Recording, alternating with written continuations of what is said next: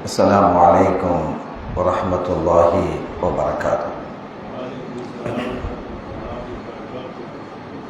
حمدا لمن خلق الإنسان وعلمه البيان، والصلاة والسلام على رسول الله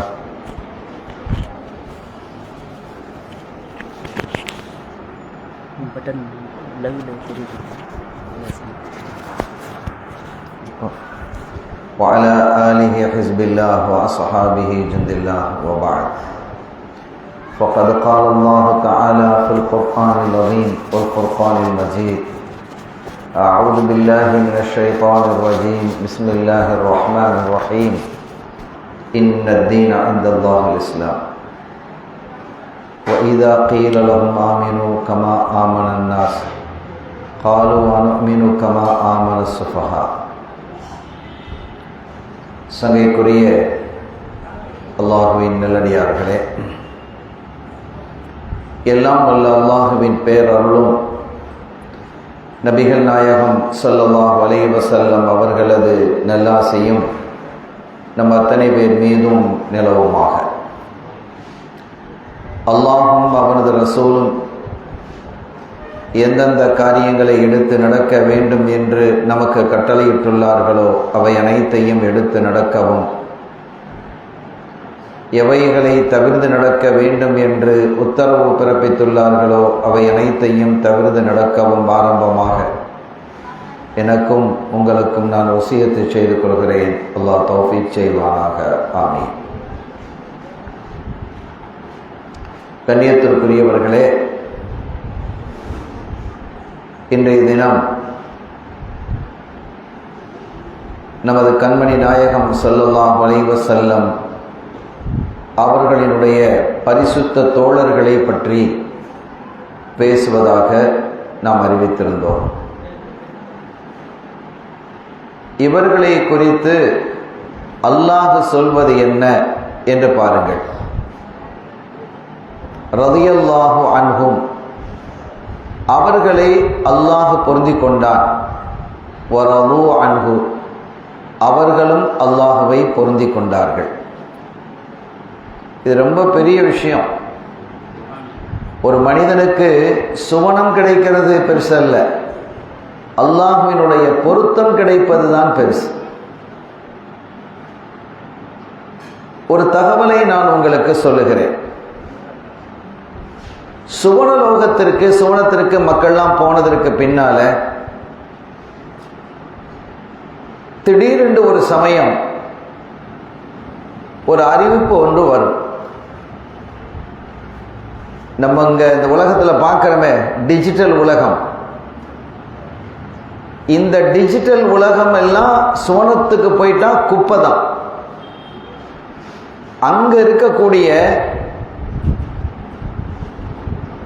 அமைப்புகளும் அங்கே இருக்கக்கூடிய நடைமுறைகளும் ரொம்ப பெரிய ஆச்சரியமா இருக்கும். நான் சொல்ல வந்த செய்தியை சொல்வதற்கு முன்பாக ஒரு தகவலை நான் குறிப்பிடுறேன், நீங்க பாருங்க. நீங்க ஒரு இடத்துல இருப்பீங்க, உங்களுடைய நட்பு சார்ந்த அல்லது குடும்பம் சார்ந்தவங்க இன்னொரு இடத்துல இருப்பாங்க. அவர்களுக்கான இடங்கள் எப்படி வகுக்கப்படும் என்றால், சொர்க்கலோகத்தில் எப்படி இடமெல்லாம் வகுக்கப்படும் அப்படின்னா, அவங்களுடைய மகாம், அவங்களுடைய தரஜாவை பொறுத்து தான். அல்லாஹ்வை யார் எப்படி நெருங்கி இருக்கிறாங்களோ அவங்கள கொண்டு, அது மாதிரி தான் சொர்க்கலோகத்தில் இடங்கள் வகுக்கப்படும். அடுத்தடுத்தெல்லாம் வீடு இருக்கு அப்படிலாம் பார்க்க முடியாது. ஒருவருக்கான வீடு என்பது சொர்க்கலோகத்தில் எவ்வளவு பெருசா இருக்குன்னு தெரியுமா? ஒருத்தருக்கு ஒரு வீடு அல்லாஹ் கொடுக்கிறான். அல்லாஹ் நம்ம எல்லோருக்கும் சொர்க்கத்தில் இடம் தரட்டும். நமக்கு சொர்க்கலோகத்தில் ஒரு வீடு கிடைக்குதுன்னு சொன்னா அந்த வீட்டினுடைய அளவு என்ன தெரியுமா? இந்த திருவண்ணாமலை மாதிரி கூட இருக்காது. திருவண்ணாமலை முழுவதும் சேர்ந்து ஒரு வீடா இருந்தா எப்படி இருக்கும் நீங்க யோசிச்சு பாருங்க. பல்லாயிரக்கணக்கான வீடுகள் இந்த ஊர்ல இருக்கு. இந்த திருவண்ணாமலையை விட பல ஆயிரம் மடங்கு ஒரு மனிதனுடைய வீடு இருக்காங்க. நம்ம நினைப்போம் அந்த வீட்டை வச்சு நம்ம என்ன செய்யறதுலாம் நினைப்போம். அங்கே போன பிறகுதான் அதுக்கு என்ன வேலை இருக்குங்கிறது நமக்கு தெரியும். ஆக ஒரு வீடு இன்னொரு வீடு, நம்முடைய உறவுகள் அவங்க நம்மை விட அந்தஸ்தில் கூடினவங்கன்னு வைங்க, நம்மை விட அந்தஸ்தில் கூடியவர்கள் என்று இருக்குமே. ஆனால் நமக்கும் அவர்களுக்கும் இடையில உள்ள வித்தியாசம் சொர்க்கலோகத்தில் எவ்வளோ இருக்குன்னா, அவங்க ரொம்ப உயர்ந்த இடத்துல இருப்பாங்க, ஹையா இருப்பாங்க. ஏறக்குறைய இந்த பூமியிலிருந்து நட்சத்திரம் தூரம் அளவிற்கு இருக்கும். சாதாரணமாக நம்ம சொல்வதாக இருந்தாலும் குறைந்தபட்சம் 1,00,000 கிலோமீட்டராவது இருக்கும். இந்த பூமியில் 1,00,000 கிலோமீட்டர் பிரயாணம் பண்றதுக்கு இடம் இருக்கா? 1,00,000 கிலோமீட்டர் தூரம் பிரயாணம் பண்ணுவதற்கு இங்க இடம் இருக்கா என்ன? சில 1000 கிலோமீட்டர் இருக்கக்கூடிய சவுதிக்கோ அல்லது யூரோப்புக்கோ அல்லது அமெரிக்காவுக்கோ நீங்கள் பயணப்படுவதாக இருந்தால் எவ்வளவு நேரம் ஆகும்? சவுதியை நம்ம எடுத்துக்கொண்டால் சென்னையிலிருந்து புறப்பட்டு நேரடியாக செல்வதாக இருந்தால் 6-6.5 மணி நேரத்தில் போய் சேரலாம். யூரோப்புக்கு போவதாக இருந்தால் 11 மணி நேரம் ஆகிறது. அமெரிக்காவுக்கு போவதாக இருந்தால் 16 மணி நேரம் 18 மணி நேரங்கள் ஆகிறது. இதெல்லாம் டிரான்சிட் இல்லாம போனா, நேரடியா போனா தான் அந்த கதை. ஆக சில 1000 கிலோமீட்டர் இருக்கக்கூடிய இந்த இடங்களுக்கு செல்வதற்கு இவ்வளவு நேரம் ஆகிறது என்றால், சுவனலோகத்தில் ஏறக்குறைய 1,00,000 கிலோமீட்டர் தூரத்தில் இருக்கக்கூடிய நம்முடைய சொந்தக்காரரை பார்த்து வரணும், நம்முடைய ஃப்ரெண்டை பார்த்துட்டு வரணும் அப்படின்னு சொல்றதா இருந்தா எத்தனை வருஷங்கள் ஆகும்? அங்கே இருக்கக்கூடிய வாகனங்கள் என்ன, எல்லாவற்றையும் ரசூல் ஸல்லல்லாஹு அலைஹி வஸல்லம் தெளிவுபடுத்துறாங்க. அங்க இருக்கக்கூடிய வாகனங்கள்லாம் அங்க உள்ள ஃபிளைட் மாதிரி கிடையாது. அந்த வாகனத்தில் நம்ம அமெரிக்காவுக்கு போறதாக இருந்தால், இப்போ உதாரணத்துக்கு வச்சு அந்த சொர்க்கத்தில் வாகனம் இங்கே திருவண்ணாமலையில் இருக்குது, நம்ம அதற்கான ஒரு இடத்த வச்சாச்சு, ஏர்போர்ட் மாதிரி ஒரு இடத்த வச்சிருக்கிறோம். இப்போ அமெரிக்காவுக்கு நம்ம போகணும், லாஸ் ஏஞ்சலுக்கு போகணும், அல்லது நியூசிலாந்துக்கு போகணும், ஏதோ ஒரு இடத்துக்கு இவ்வளவு தூரமாக நாம் போகணும். அந்த மாதிரி இடத்துக்கு போவதாக இருந்தால் இந்த திருவண்ணாமலையில் இருந்து நாம் புறப்படுறோம், சுவன வாகனத்திலே நாம் புறப்படுவதாக இருந்தால் இப்போது இங்கே உள்ள மணி 10:37, 10:38 அல்லது 38:30 நீங்க அந்த இடத்துல இருப்பீங்க. கொஞ்சம் யோசிச்சு பாருங்க, 1 நிமிஷம் அல்லது 1.5 நிமிஷம் தான். அப்படியானால் எவ்வளவு பெரிய வேகமான உலகமாக அது இருக்கும் என்று நீங்கள் எண்ணி பாருங்கள். நீங்க நினைத்து பார்க்க முடியாது. சொர்க்கத்தை பற்றி இன்னொரு ஆச்சரியமான செய்தியை நான் உங்களுக்கு சொல்லுகிறேன். இந்த சொர்க்கம்னு வந்ததுனால ஒரு சஹாபி வந்து கேட்கிறாங்க, யார சொல்லலாம், சொர்க்கலோகத்தில் பஜார் இருக்குமா, மார்க்கெட் இருக்குமான்னு கேட்கிறாங்க. இருக்குங்கிறாங்க. அப்ப அங்க என்ன விற்கும், மார்க்கெட்ல என்ன விற்க போகுது, அதுக்கு காசு என்ன என்பது பற்றியெல்லாம் கேள்விகள் இருக்கு. நம்ம இந்த உலகத்தினுடைய சிந்தனை தானே நமக்கு இருக்கும். ஆனா அங்க வேறு, டோட்டலி வேறாக இருக்கும். நம்ம நினைக்கிற மாதிரிலாம் இல்லை. இன்னொரு சஹாபி கேட்கறாங்க பாருங்க, அங்க விவசாயம் செய்யலாமான்னு கேட்கறாங்க. அவங்களுக்கு விவசாயத்தில் இன்ட்ரெஸ்ட், அக்ரிகல்ச்சர்ல. அந்த சஹாபிக்கு ஒரு ஆசை.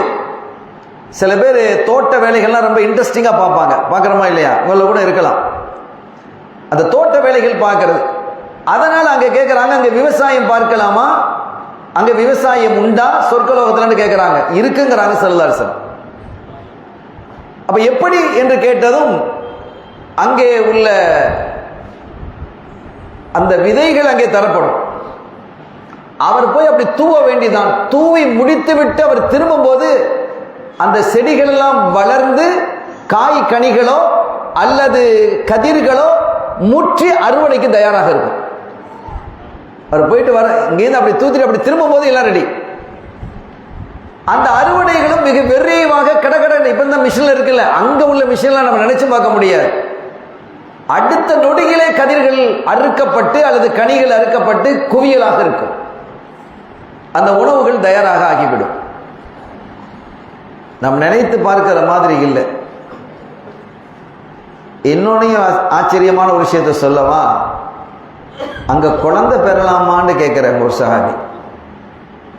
அங்க குழந்தைகள் பெறுமா, அங்கே குழந்தைகள் பெற முடியுமா அப்படின்னு கேட்கிறாங்க. அப்போ அந்த சஹாபிக்கு நிறைய குழந்தை பிறக்கணும்னு ஆசை. ஒரு காலகட்டத்தில் வீடுகளில் நிறைய குழந்தைகளாக இருக்கும். இன்றைக்கு ஒன்றை பெற்றுட்டு போதும் அப்படிங்கிற நிலைமையில இருக்கிறாங்க மக்கள். இந்த ஒன்னையே வளர்க்க முடியல, பாடாப்படுத்துது இந்த குழந்தை. இதுக்கு மேலே இன்னொரு குழந்தையா அப்படின்னு கேட்கக்கூடிய சூழல் உருவாயிடுச்சு. நாடும் நாட்டினுடைய அரசும் அதைத்தான் சொல்லுது, அதிகமான குழந்தைகளை பெற வேணாம், ஒரு குழந்தைக்கு இன்னொரு குழந்தைக்கு இடையில 5 வருஷம் இடைவெளி, இப்படி என்னெல்லாமோ சொல்லுது. ஆனால் தீன் மார்க் அப்படி சொல்லலை. தவாலது ஒத்த காசரு, அதிகமான குழந்தைகளை பெறுங்கிறது. ஒரு காலகட்டத்தில் தாயும் குழந்தை பெற்றிருப்பாங்க, மகளும் குழந்தை பெற்றிருப்பாங்க. பார்த்தோமா இல்லையா? இப்போ அப்படிலாம் இருக்கா? இல்லையே, வெக்கமாக போச்சு இப்போ அதெல்லாம். அம்மாவும் குழந்தை பெற்றுருக்கா, நீனும் குழந்தை பெற்றிருக்கிறியா?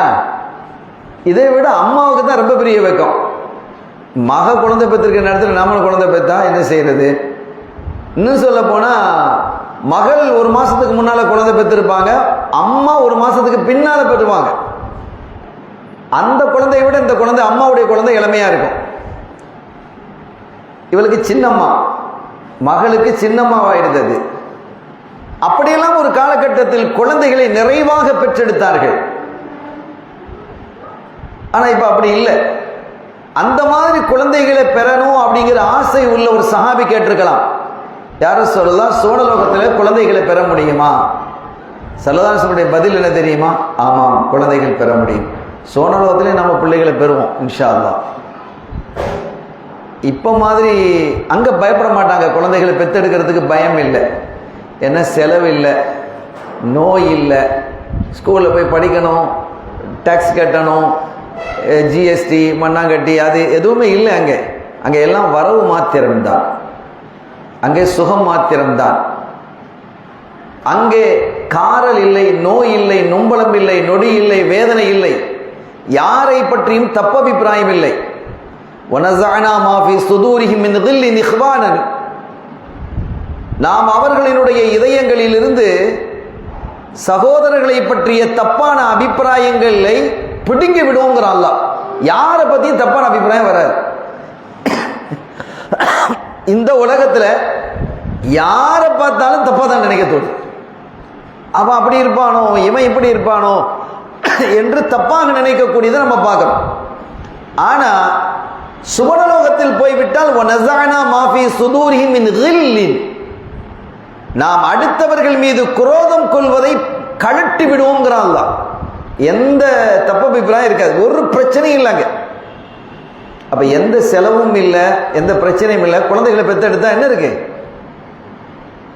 குழந்தைகளை எப்படி பெற்றெடுப்பாங்கன்னு பாருங்க. ஆனா ஒரு பிரச்சனை இருக்குமே, குழந்தைகளை பெறுறது ஆண்களுக்கு பிரச்சனை இல்லை, பொம்பளைகளுக்கு வலி இருக்கு.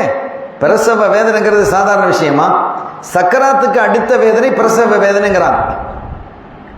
சக்கராத்திற்கு அடுத்த வேதனை பிரசவ வேதனைங்கிறான்.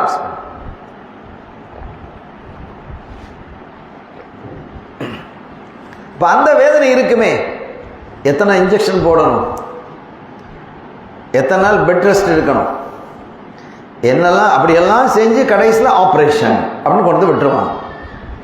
அதுக்கு எக்ஸ்ட்ரா செலவு செய்யணும். இப்போ அங்கே எப்படி பிரசவம் இருக்கும் எப்படின்னு கேட்டு தெரியுமா? ஒரு கணவனும் மனைவி முடிவு செய்வாங்க. அவங்க முடிவு செய்கிறாங்க, நம்ம ஒரு குழந்தை பெற்றுக்கிட்டா என்ன அப்படின்னு கேட்பாங்க. மாப்பிள்ளையோ பொண்ணோ. மாப்பிள்ளை கேட்குறாரு, ஏமா இன்னைக்கு நம்ம ஒரு குழந்தை பெற்றுட்டா என்ன? சரி அப்படின்னு அந்த அம்மா சரின்னு சொல்லிட்டா அன்றைக்கு அவர்கள் வாழ்க்கை நடத்துவார்கள். அன்றே ஹம்லாயிடுவாங்க, குழந்தை உண்டாயிடும். அன்றே உண்டாகி அந்த அதே நாளில் குழந்தை வயிற்றுக்குள் வந்து அதே நாளில் பிரசவம் நடந்துடும். ஒரு நாள் தான். அங்கே ஒரு நாள்ங்கிறதுலாம் கிடையாது, உண்டாகிறது தான் பிரசவம் பிறந்தது, முடிஞ்சு போச்சு. வாழ்வாங்க, குழந்தை உண்டாகும், அடுத்த நிமிடமே பிரசவம் ஏற்படும். பிரசவத்திற்கான எந்த வேதனையும் இருக்காது, எந்த பிரச்சனையும் இல்லை. வீடு திருவண்ணாமலை மாதிரி 1000 மடங்கு பெருசா இருக்கு. எவ்வளவு பிள்ளைகள் இருக்கலாம் யோசிச்சு பாருங்க. உணவு தட்டுப்பாடு இல்லை, கேட்டதெல்லாம் கிடைக்கும், கேட்காததும் கிடைக்கும், நினைத்ததெல்லாம் கிடைக்கும், நினைக்காததெல்லாம் கிடைக்கும். அப்படிதான் சொற்களம். வீட்டுக்கு அடியில் நீர் ஓடிக்கிட்டு இருக்கும், சல சல சல சலன்னு நம்ம வீட்டுக்குள்ள 6 நதியே வீட்டுக்குள்ள ஓடுது. அதுக்கெல்லாம் அருமையான பிரிட்ஜ், அந்த பிரிட்ஜுகள்லாம் எப்படி இருக்குன்னு தெரியுமா?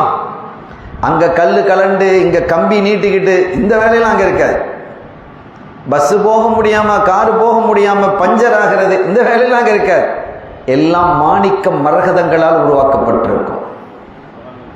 கற்பனை பண்ண முடியாது. ஸல்லல்லாஹு அலைஹி வஸல்லம் சொல்லிட்டாங்க, மாலா ஐனுன் ராத் வலா உதுனுன் சமிஅத் வலா ஹதர அலா கல்பி பஷர். நீங்கள் எந்த கண்ணும் பார்த்திராத, எந்த காதுகளும் கேட்டிராத, கற்பனை பண்ணியிருக்க முடியாத அவ்வளவு அழகு சொர்க்கலோகத்தில் இருக்குங்கிறான். அப்ப ஒரே அந்த வீடுகளுக்குள்ளேயே என்ன செய்து நதிகள் ஓடுகிறது, தண்ணீர் ஓடுகிறது.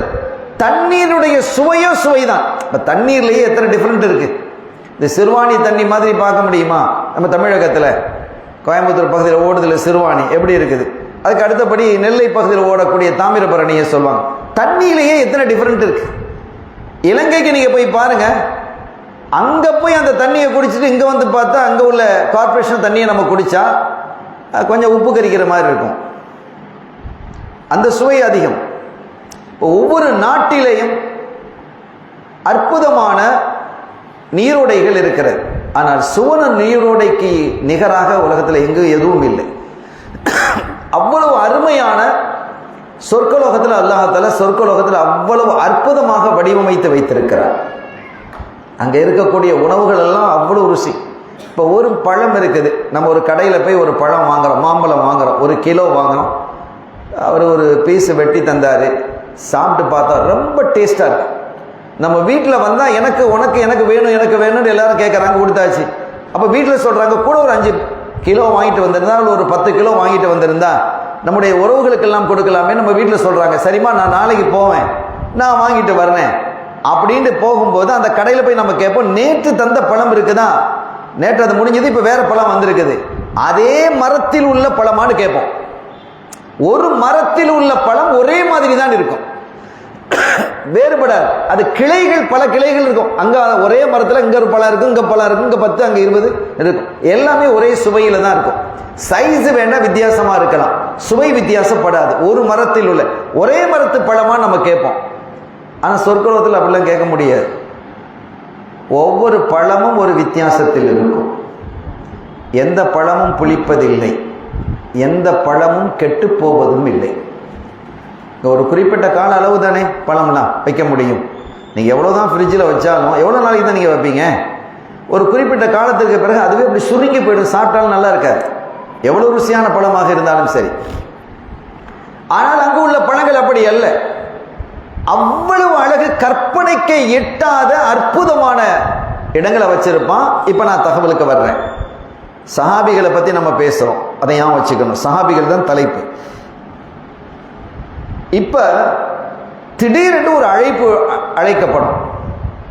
கோடான கோடி மக்களுக்கும் அந்த அழைப்பு வந்து சேரும். ஒரு குறிப்பிட்ட இடம், ஒரு பெரிய பிரம்மாண்டமான மைதானம், அந்த இடத்துக்கு வருமாறு ஒரு அழைப்பு வந்ததும் எல்லாரும் பரபரப்பாயிடுவாங்க. எல்லா மக்களும் பரபரப்புன்னு ஆயிடு. உடனே என்ன செய்வாங்க, தங்களுடைய வாகனங்களை எடுத்துக்கிட்டு பறப்பாங்க. பறக்கிறது தான், ஊர்றதுலாம் அங்கே இல்லை. அது எத்தனை கிலோமீட்டர் தூரமாக இருந்தாலும் நொடியில் போய் சேரலாம். அங்கே ஆக்சிடென்ட் இருக்காது, ஆக்சிடென்ட் ஆக போகிறது இல்லை. இங்கே எத்தனை ஆக்சிடென்ட், எத்தனை கலர் லைட் வச்சாலும் சரி தான், அவன் கலர் லைட்டு வரையும் போதே அடித்து விட்டுட்டு போகிறான். ஏதாவது சட்டங்களை பேணப்படுகிறதா? பேணுறவங்க இருக்கிறாங்க. வெளிநாடுகளில் நம்ம பார்க்குறோம். நம்ம நாட்டை பொறுத்த வரைக்கும் இந்த ரோட்வேஸினுடைய சட்டத்திட்டங்கள் பெரும்பாலும் பேணப்படுவதில்லை என்பதுதான் வருத்தமான செய்தி. அதனால் ஏற்படக்கூடிய விபத்துகள் அதிகம். அந்த மாதிரி விபத்துகள் ஒன்றும் சொர்க்கலோகத்தில் ஏற்பட போறது இல்லை. அங்கே விபத்தும் வராது, காயமும் இல்லை, காய்ச்சலும் இல்லை, நோயும் இல்லை, நொம்பலமும் இல்லை, வறுமையும் இல்லை, எந்த தொல்லையும் இல்லாத ஒரு வாழ்க்கை. அல்லாஹ் அந்த வாழ்க்கையை நமக்கு பாக்கியமாக ஆக்குவானாக. அதற்காக நம்மை நாம் தயார்படுத்திக் கொள்ளணும். அல்லாஹ் அதற்கும் நசீபு செய்வானாக. அருமையானவர்களே, அப்படி ஒரு அழைப்பு வந்ததும் மக்கள்லாம் பரபரத்து, கோடான கோடி மக்கள் அங்க வருவாங்க. வந்து அந்த மைதானத்தில் குழுமி இருப்பாங்க. அப்படி குழுமி இருக்கும் பொழுதும் அந்த கேட்டகரி லெவலில் தான் இருப்பாங்க. நபிமார்களுக்கு உண்டான இடத்துல போய் நாம உட்கார முடியுமா? அவுலியாக்களுடைய இடத்துக்குள்ள நாம போய் உட்கார முடியுமா? சஹாபிகளுடைய இடத்துல உட்கார முடியுமா? நாதாக்களுடைய இடத்துல நம்ம உட்கார முடியுமா? நாமும் நாதாவாக அவுலியா இருந்தா அந்த இடத்துல உட்காரலாம். அதனால சரி, அவங்களுக்கெல்லாம் பாரு எவ்வளவு உயர்வான இடம், நமக்கு இப்படி கிடைக்க இல்லையே அப்படிங்கிற மனோநிலையும் அங்கே இருக்காது. அதுதான் அல்லாஹ் சொல்லிட்டான், அதெல்லாம் அல்லாஹ் பிடுங்கிடுவான்.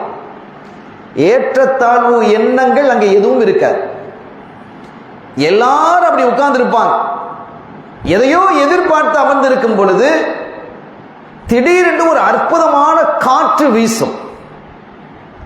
அந்த காற்று எப்படி இருக்குன்னா ஜிலு ஜிலுன்னு இருக்கும். சுபஹானல்லாஹ், ஏசிலாம் ஒண்ணுமே இல்லை சகோதரர்களே. அவ்வளவு சுகம், அவ்வளவு இன்பம், நறுமணத்தோடு கலந்த காற்று அது. நமக்கு இந்த காற்றுன்னு சொன்னா தென்றல் காற்றை தான் நம்ம பெருசா சொல்லுவோம். அது ஒரு சிறந்த காற்று தான். தென்பகுதியிலிருந்து வீசக்கூடிய காற்று தென்றல் காற்று. அது ஒரு தனி சுகத்தை தருந்தான். ஆனால் அங்கே போய்விட்டால் அந்த காற்றை பார்க்கும்போது இதெல்லாம் நாற்றம் முடித்ததாக ஆகிவிடும். துர்நாற்றம் முடிச்சதான் நம்ம நினைப்போம். அவ்வளவு அருமையான காற்று, வாசனை நிறைந்த காற்று. நம்முடைய இதய துடிப்புகள் அதிகமாயிடும். சொர்க்கலோகத்தில் இதய துடிப்புகள் அதிகமாகும். அப்படி அதிகமாக இருக்கும்போது ஒரு மாபெரும் ஜோதி அப்படி உருவாகி வரும். வேற ஒண்ணும் இல்லை, அல்லாஹ் தன்னுடைய காட்சியை வழங்குவான். அல்லாஹ்வை பார்க்கறதுங்கிறது அவ்வளோ லேசு இல்லை சகோதரர்களே.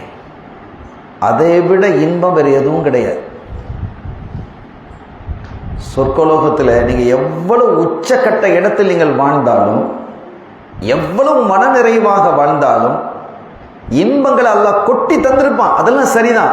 ஆனா அல்லாஹ்வை நீங்கள் நேரடியாக பார்க்கக்கூடிய அந்த பாக்கியம் கிடைக்கும் பாருங்க, அதை பார்த்ததும் கதறிடுவாங்க. அல்லாஹ் அல்லாஹ் அக்பர், அல்லாஹ் அக்பர் மக்கள்லாம் கதறுவாங்க. அந்த இடத்தில் அல்லாஹ் நம்மையும் ஆக்கி வைப்பானாக. அல்லாஹ் அக்பர், அல்லாஹ் அக்பர் என்று கதறுவாங்க. அல்லாஹ் கேட்பான், என்ன வேணும் உங்களுக்கு? நம்ம ஒரு 2000 ஸ்கொயர் ஃபீட்டில் ஒரு வீடு தேடுறோன்னு வைங்க. ஒரு 2000 ஸ்கொயர் ஃபீட்டில் ஒரு வீடு நம்ம தேடுறோம். 20,000 ஸ்கொயர் ஃபீட்டில் ஒரு வீடு சும்மாவே கிடைக்குது. ஒருத்தர் அன்பளிப்பாக தர்றார், எப்படி இருக்கும் கொஞ்சம் யோசிங்க. காசு கொடுத்து 2000 ஸ்கொயர் ஃபீட்டில் நம்ம பார்த்தா அப்புறம் 20,000 ஸ்கொயர் ஃபீட்டில் ஒரு பெரிய தோட்டம் துறவுலாம் இருக்கிற மாதிரி சூப்பர் பங்களாவை கொண்டு வந்து ஃப்ரீயாக தர்றாரு, எப்படி இருக்கும்? இப்போ அங்க 20,000 ஸ்கொயர் ஃபீட்டா, 20 லட்சம் ஸ்கொயர் ஃபீட்டை தாண்டிய வீடுகள் அங்க இருக்கு. என்ன தேவை இருக்கிறது? அங்க எந்த தேவையும் இல்லை, அத்துணையும் நிறைவுபடுத்தப்பட்டிருக்கிறது.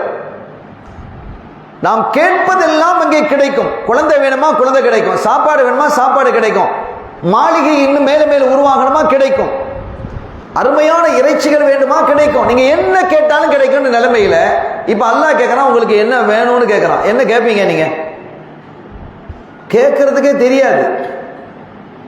என்ன கேட்கற, என்ன வேணும் அப்படின்னா, யாரப்பி நாங்க என்ன கேட்கறது, நாங்க என்ன கேட்கறதுன்னே தெரியல எங்களுக்கு. நாங்கள் கேட்பதை விட, நினைப்பதை விட, கற்பனை செய்ததை விட அதிகமாக நீ எங்களுக்கு அள்ளி தந்திருக்கிறாய். நாங்க என்னத்தை கேட்க தெரியல. இல்ல கேட்கணும், நீ கேட்கணும் அப்படிங்கிறான் அல்லாஹ். கடைசியில் அங்கே கூடியிருந்த கோடான கோடி மக்களும் கேட்கிற ஒண்ணு என்ன தெரியுமா? உன்னுடைய பொருத்தம் எங்களுக்கு வேண்டும். அந்த பொருத்தத்துக்கு மேல ஒண்ணு இல்லை சகோதரர்களே. சொர்க்கம்லாம் ஒண்ணும் இல்லைன்னு ஆயிடும். அல்லாஹ்வுடைய பொருத்தம் கிடைக்கிறதாக இருந்தால் அந்த பொருத்தம். அல்லாஹ் சொல்லுவான், என்னுடைய பொருத்தம் இல்லை என்று இருக்குமே ஆனால் நீங்கள் இந்த இடத்துக்கு வந்திருக்க மாட்டீங்கம்மா. அல்லாஹ், நான் உங்களை பொருந்ததுனால தான் இங்கே உட்கார வச்சிருக்கிறேன், நான் உங்களை பொருந்தி கொண்டேன் என்று சொல்லி அந்த காட்சி மறைந்துவிடும். இதெல்லாம் ஹதீதுகளில் இடம்பெற்றிருக்கக்கூடிய அற்புதமான விஷயங்கள். இப்போ பாருங்க, இப்போ நான் சொன்ன இடத்துக்கு நீங்க வாங்க. ஆரம்பத்தில் நான் ஆரம்பிச்சேன் பாருங்க, ரலியல்லாஹு அன்ஹு வ ரது அன்ஹு. அந்த பொருத்தம் சஹாபிகளை இந்த உலகத்தில் வாழும் பொழுதே நான் வழங்கி விட்டேன்கிறான் அல்லாஹ். நம்ம அல்லாஹ் பொருந்தனா இல்லையா நமக்கு தெரியுமா? தெரியாது. பொருந்தணும்னு நம்ம வேண்டோம், அல்லாஹ் பொருந்துவானாக. ஆனால் நமக்கு அது கிடைத்து விட்டதா இல்லையா தெரியாது. ஆகிரத்தில் தான் நமக்கு தெரியும், ஆகிரத்தில் தான் அது நமக்கு தெரியும். ஆனால் இந்த உலகத்திலேயே இறைவனுடைய பொருத்தத்தை பெற்றவர்கள் சஹாபிகள், நபி தோழர்கள். எனவே அல்லாஹ்வே சொல்லிட்டான், நான் அவர்களை பொருந்தி கொண்டேன். அப்படி பொருந்தி கொள்ளப்பட்ட சஹாபிகளை விமர்சிக்கக்கூடியவங்க எப்படின்னு நீங்க பாத்துக்கங்க. முடிஞ்சு போச்சு. நான் பெருசா பேச தேவையில்லை, அவங்கள பத்தி பெருசா நான் விமர்சிக்க வரல. அல்லாஹுவால் பொருந்தி கொள்ளப்பட்ட சஹாபிகளை யாராவது விமர்சித்தால் அவர் அப்படி, இவர் இப்படி, இவர் கிரிமினல், மண்ணாங்கட்டி அப்படிலாம் பேசுறாங்களா இல்லையா? இன்னைக்கு பேசினவங்க எல்லாம் ஓஞ்சி போயிட்டாங்க, அது வேற விஷயம். அட்ரஸ் இல்லாம ஆகிட்டு இருக்கிறாங்க. அல்லாஹ் அவன் பிடிக்க வேண்டிய நேரத்தில் பிடிச்சிருவான். அப்படி சீரழிந்து சின்ன பின்னமாக போனவர்களை நம்ம பார்க்கலையா? நான் பொருந்தி கொண்டவர்களை நீங்க விமர்சிப்பீங்களா? நானே பொருந்தி கொண்டேன் என்கிறேன், குர்ஆனின் மூலமாக அறிவிக்கிறேன். நான் பொருந்தி கொண்டவர்களை விமர்சிப்பதற்கு உங்களுக்கு என்ன உரிமை இருக்கிறது? விமர்சிக்க முடியுமா என்ன? அல்லாஹ் பொருந்திக்கிட்டேங்கிறான். ரெண்டு பக்கமும் பொருத்தம். ஹைபர் யுத்தத்தில் இந்த ஹைபர் கோட்டை கடுமையான வலிமையான கோட்டை தான். ஹைபர் கோட்டை கடுமையான வலிமையான கோட்டை.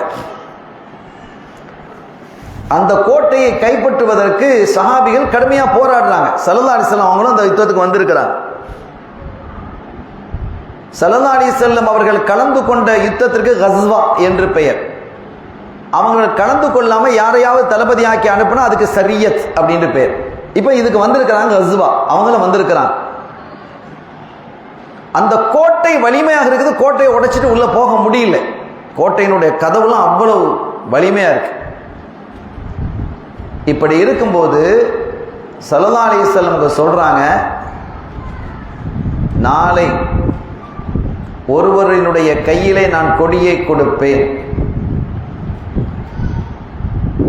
அவர் கையிலே அல்லாஹ் வெற்றியை கொடுப்பான்.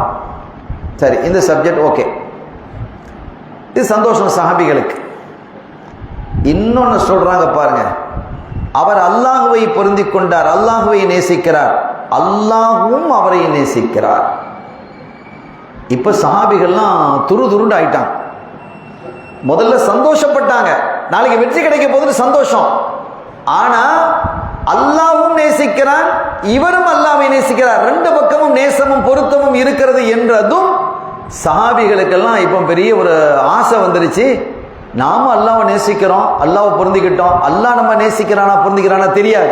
ஆனா ஸல்லல்லாஹு அலைஹி வஸல்லம் கன்ஃபார்ம் பண்றாங்க, ஒரு நபரை பற்றி குறிப்பிடுறாங்க, அந்த நபர் நானாக இருக்கணும்னு ஒவ்வொரு சஹாபியும் விரும்பினார். பதவிக்கு ஆசைப்படாதவர்கள், ஒரு பொறுப்புக்கு ஆசைப்படாதவர்கள். உமர் ரலியல்லாஹு தன்னுடைய ஆட்சி காலத்தில் ஸல்லல்லாஹு அலைஹி வஸல்லம் சில பகுதிகளுக்கு சில சஹாபிகளை கவர்னரை அனுப்புறாங்க. கவர்னருங்கிறது எப்படி பதவி, எவ்வளவு பெரிய பதவின்னு பார்த்து தெரியும் தானே. நம்ம பார்க்கிறோம், நம்ம கவர்னர் சும்மா உட்காந்துக்கிட்டு வம்பு வழக்குகளை செஞ்சுக்கிட்டு ஒரு நல்ல காரியம் நடக்காமல் இருப்பதற்கு இந்த நாட்டிலே என்னென்ன தங்கடங்கள் செய்யணுமோ இதற்கு ஒரு கவர்னர். என்ன வேலை இருக்கு? லட்சக்கணக்கான ரூபாயை வாங்கிக்கிட்டு இவ்வளவு பெரிய மாளிகையில வாழ்றதுக்கு. அவ்வளவு பெரிய மாளிகை கவர்னர் மாளிகைங்கிறது, அவ்வளவு சொகுசு. எல்லாம் நம்ம காசுல, நம்ம கொடுக்கிற காசு. அப்ப கவர்னர், ஆனா அந்த காலத்துல வாழ்ந்துக்காரலாம் அப்படி கிடையாது. எப்படிப்பட்ட கவர்னர்கள் வாழ்ந்தார்கள வரலாறு தனியா இருக்குது. சஹாபிகள் தான், அதை நான் உங்களுக்கு டைம் இருந்தா சொல்லுவேன் இன்ஷா அல்லாஹ். இப்ப கவர்னர்களினுடைய பொறுப்பை கொடுத்த பொழுது பல பேர் என்ன செஞ்சாங்கன்னா, எனக்கு வேணாம், என்னை அனுப்பாதீங்க, நான் மதீனாலேயே இருந்துடுறேன், ஒரு சாதாரண வீரனா இருந்துட்டு போறேன், சாதாரண ஒரு மூமினா இருந்துட்டு போறேன், எனக்கு பொறுப்பு கவர்னர் வேணாம், துணை கவர்னர் வேணாம், தளபதி வேணாம், இதெல்லாம் சொல்றாங்க. அப்ப பொறுப்புக்கு ஆசைப்படாதவர்கள், கவர்னர் பதவிக்கு ஆசைப்படாதவர்கள். சில பேர் ரெண்டு இடத்துலாம் கவர்னராக இருப்பாங்க, ஒண்ணுமே இல்லாமல் போயிடுவாங்க. அப்பெல்லாம் பார்த்திக்கணுமா இல்லையா? அங்கேயும் கவர்னர், இங்கேயும் கவர்னர். கடைசி எலெக்ஷன்ல இருந்து ஒன்றும் இல்லை, கலெக்ஷன் தான், ஒன்லி கலெக்ஷன் மாத்திரமே என்று இருக்கக்கூடியவங்களாம் நம்ம பார்க்கிறோம். கண்ணியத்திற்குரிய பெருமக்களே, அப்படி பொறுப்புக்கு ஆசைப்படாத பெருமக்கள் அன்று ஆசைப்பட்டார்கள். ஸல்லல்லாஹு அலைஹி வஸல்லம் சொன்னதுனால வெற்றி அல்லாஹ் கையில கொடுப்பாங்க போது சந்தோஷம் தான் ஏற்பட்டது, பொறுப்புக்கு ஆசைப்படல. நம் தோழர்களினுடைய யாரு கையிலும் அல்லாஹ் வெற்றியை கொடுத்தால் அல்ஹம்துலில்லாஹ் என்ற எண்ணம் தான் அவர்களுக்கு இருந்தது. ஆனால் அடுத்து சொன்ன வார்த்தை, அல்லாஹ் அவரை நேசிக்கிறான், அவரும் அல்லாஹ்வை நேசிக்கிறார், ரெண்டு பக்கத்திலும் நேசமும் பொருத்தமும் இருக்கிறது என்று தெரிந்தவுடன் சஹாபிகள்லாம் ஆசைப்பட்டான். ராத்திரி பூரா தூங்கல் எல்லாரும் அல்லாஹ்ட்ட, அல்லாஹ் அந்த பொறுப்பை எனக்கு தந்துருன்னு கேட்டான். யாராவது ஒரு ஆளுக்கு தானே கொடுக்க முடியும், ஒரு ஆள் ரசூல் சொன்ன அந்த ஒரு ஆள் தானாக இருக்கணும்னு எல்லாரும் விரும்புகிறாங்க. அடுத்த நாள் காலையில அங்கன உட்கார்ற சஹாபிகள்லாம் முன்னால வந்து உட்கார்றாங்க, நெருக்கிக்கிட்டு வந்து உட்கார்றாங்க. ஸல்லல்லாஹு அலைஹி வஸல்லம் ஃபஜ்ரை தொழுதுட்டு அப்படியே சஹாபிகள்லாம் முன்னால் உட்கார்ந்துருக்கிறாங்க, அப்படியே பார்க்குறாங்க, இப்படியே பார்க்குறாங்க. சில சஹாபிகள் என்ன செஞ்சாங்க தெரியுமா, முட்டிக்கால் போட்டு அப்படி இளமையோடு தலையை தூக்கி காட்டினாங்க. என்ன ஒரு ஆசை, இறைவனுடைய பொருத்தத்தையும் அன்பையும் பெறுவதற்கு. அதான் சஹாபிகள். வெற்றி கையில கிடைக்கும் என்பதல்ல, அது யார் கையில் கிடைத்தாலும் முஸ்லிம்களுக்கு கிடைத்த வெற்றி, இஸ்லாத்திற்கு கிடைத்த வெற்றி. ஆனால் இறைவனுடைய பொருத்தமும் அன்பும் கிடைக்கிறது என்றதும் அது தனக்காக வரணும், தனக்கு அந்த பொறுப்பு கிடைக்கணும்னு விரும்பினாங்க. பொறுப்புக்காக அல்ல, இறைவனுடைய அன்புக்காக, பொருத்தத்திற்காக. அப்படி ஒரு ஆசை. சில பேர் அப்படி இருந்து தலையை தூக்கி காட்டினாங்க. நாம இங்கே உட்கார்ந்துருக்கிறோம், ரசூல் அங்கே பார்க்குறாங்களே, எங்கே பார்க்குறாங்களே, இந்த பார்வை அங்கே திரும்பட்டும் வேண்டாம், அப்படி தலையை உயர்த்துறது, இந்த பக்கம் தலையை உயர்த்துறது, முட்டிக்கால் போட்டு எல்லாமே நிற்கிறது. இவ்வளோத்துக்கு பிறகும் ஸல்லல்லாஹு அலைஹி வஸல்லம் அங்கே வராத ஆளை கேட்குறாங்க, ஐனா அலி என்று கேட்குறாங்க. அலி நாயகம் வரவே இல்லை, அந்த மீட்டிங் கூட்டத்துக்கே வரல. ஐனா அலின்னு கேட்குறாங்க. அலியை எங்கே ரலியல்லாஹு தஆலா. அப்போ சொல்லப்பட்டது, யார சொல்ல, அவருக்கு கண் வலியாக இருக்கு, கண் நோயால் கடுமையாக பாதிக்கப்பட்டு கண் திறக்க முடியல, அதனால நடக்கவும் முடியல. அவர் தூக்கிட்டு வாங்கன்னா கைத்தாங்களா கூட்டிட்டு வாங்க அப்படிங்கிறாங்க. அவங்க வந்தாங்க. ஸல்லல்லாஹு அலைஹி வஸல்லம் ஃபபஸத ஃபீ ஐனிஹி, அவங்களுடைய கண்ணில் உமிழ்ந்தாங்க, துப்புனாங்க.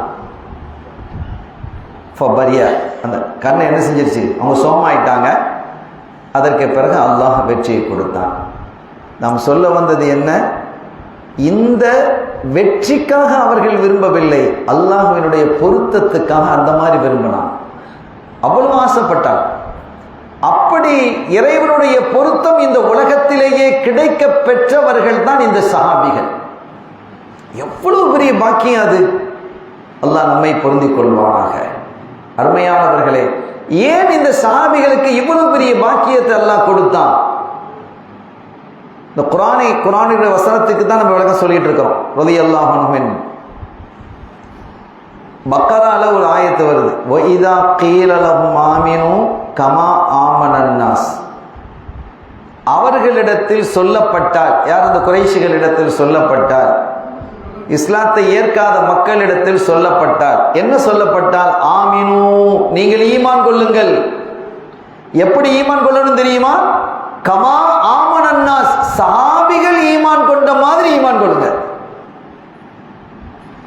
சஹாபிகள் அவங்களே அஷ்ஹது அல்லா இலாஹ இல்லல்லாஹ் வ அஷ்ஹது அன்ன முஹம்மதர் ரசூலுல்லாஹ் தானே ஈமான் கொண்டாங்க. அதை தானே நாமும் கொண்டிருக்கோம். ரெண்டுக்கும் இடையில வித்தியாசம் என்ன? வார்த்தை ஒன்றுதான், ஆனால் இதயத்தில் எழும் வாக்குகள் வேறு. அவங்க எப்படி நடந்துக்கிட்டாங்க, ஒரு செய்தியை பாருங்க. நிறைய சொல்ல இருக்கிறேன், இன்ஷா அல்லாஹ் எனக்கு உடல் ஒத்துழைக்கும் வரையும், நேரம் தகுந்தவரைக்கும் நான் இன்ஷா அல்லாஹ் நான் சொல்லுவேன். நேற்று நான் குறைந்த நேரத்தை தான் என்னால் எடுக்க முடிந்தது. அல்ஹம்துலில்லாஹ் உங்களுடைய துஆ பரக்கத்தால் இன்னைக்கு நல்ல அல்ஹம்துலில்லாஹ் ஆரோக்கியத்தை எனக்கு தந்திருக்கிறான் ரப்பு. சுஹைபு ரூமி ரலியல்லாஹு தஆலா, இந்த சுஹைபு ரூமி ரலியல்லாஹு தஆலா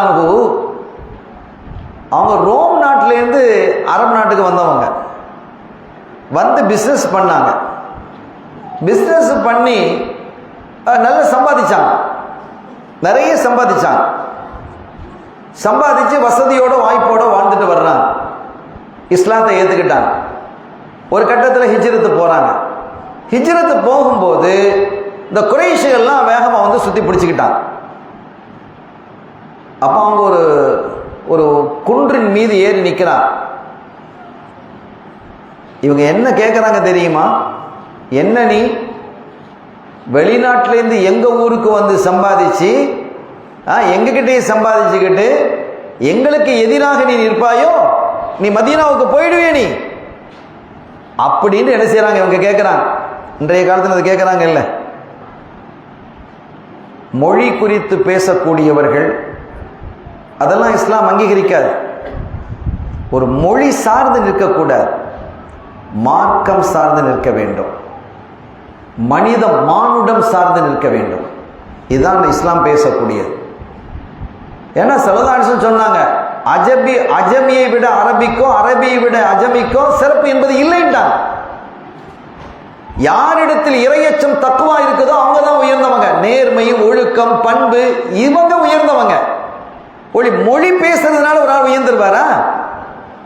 அரபு குர்ஆனே அரபு மொழியில் இறங்கி இருக்கு, ரசூல் தான் அரபி மொழியில பேசுறாங்க, அவங்களுடைய தாய்மொழி அது. ஆனாலும் கூட ஸல்லல்லாஹு அலைஹி வஸல்லம் என்ன சொல்றாங்க, ஒரு அரபியை விட அஜமியோ அஜமியை விட அரபியோ உயர்ந்தவன் ஆக முடியாது, இல்லா பித்தக்குவா.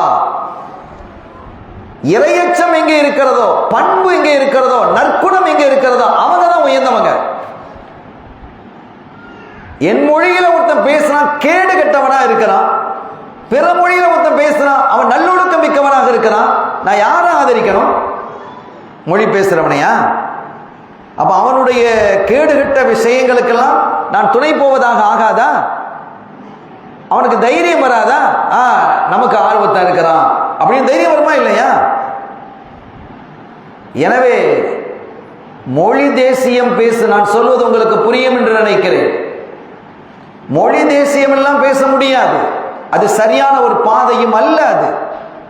அது எந்த மொழி தேசியமாக இருந்தாலும் சரி.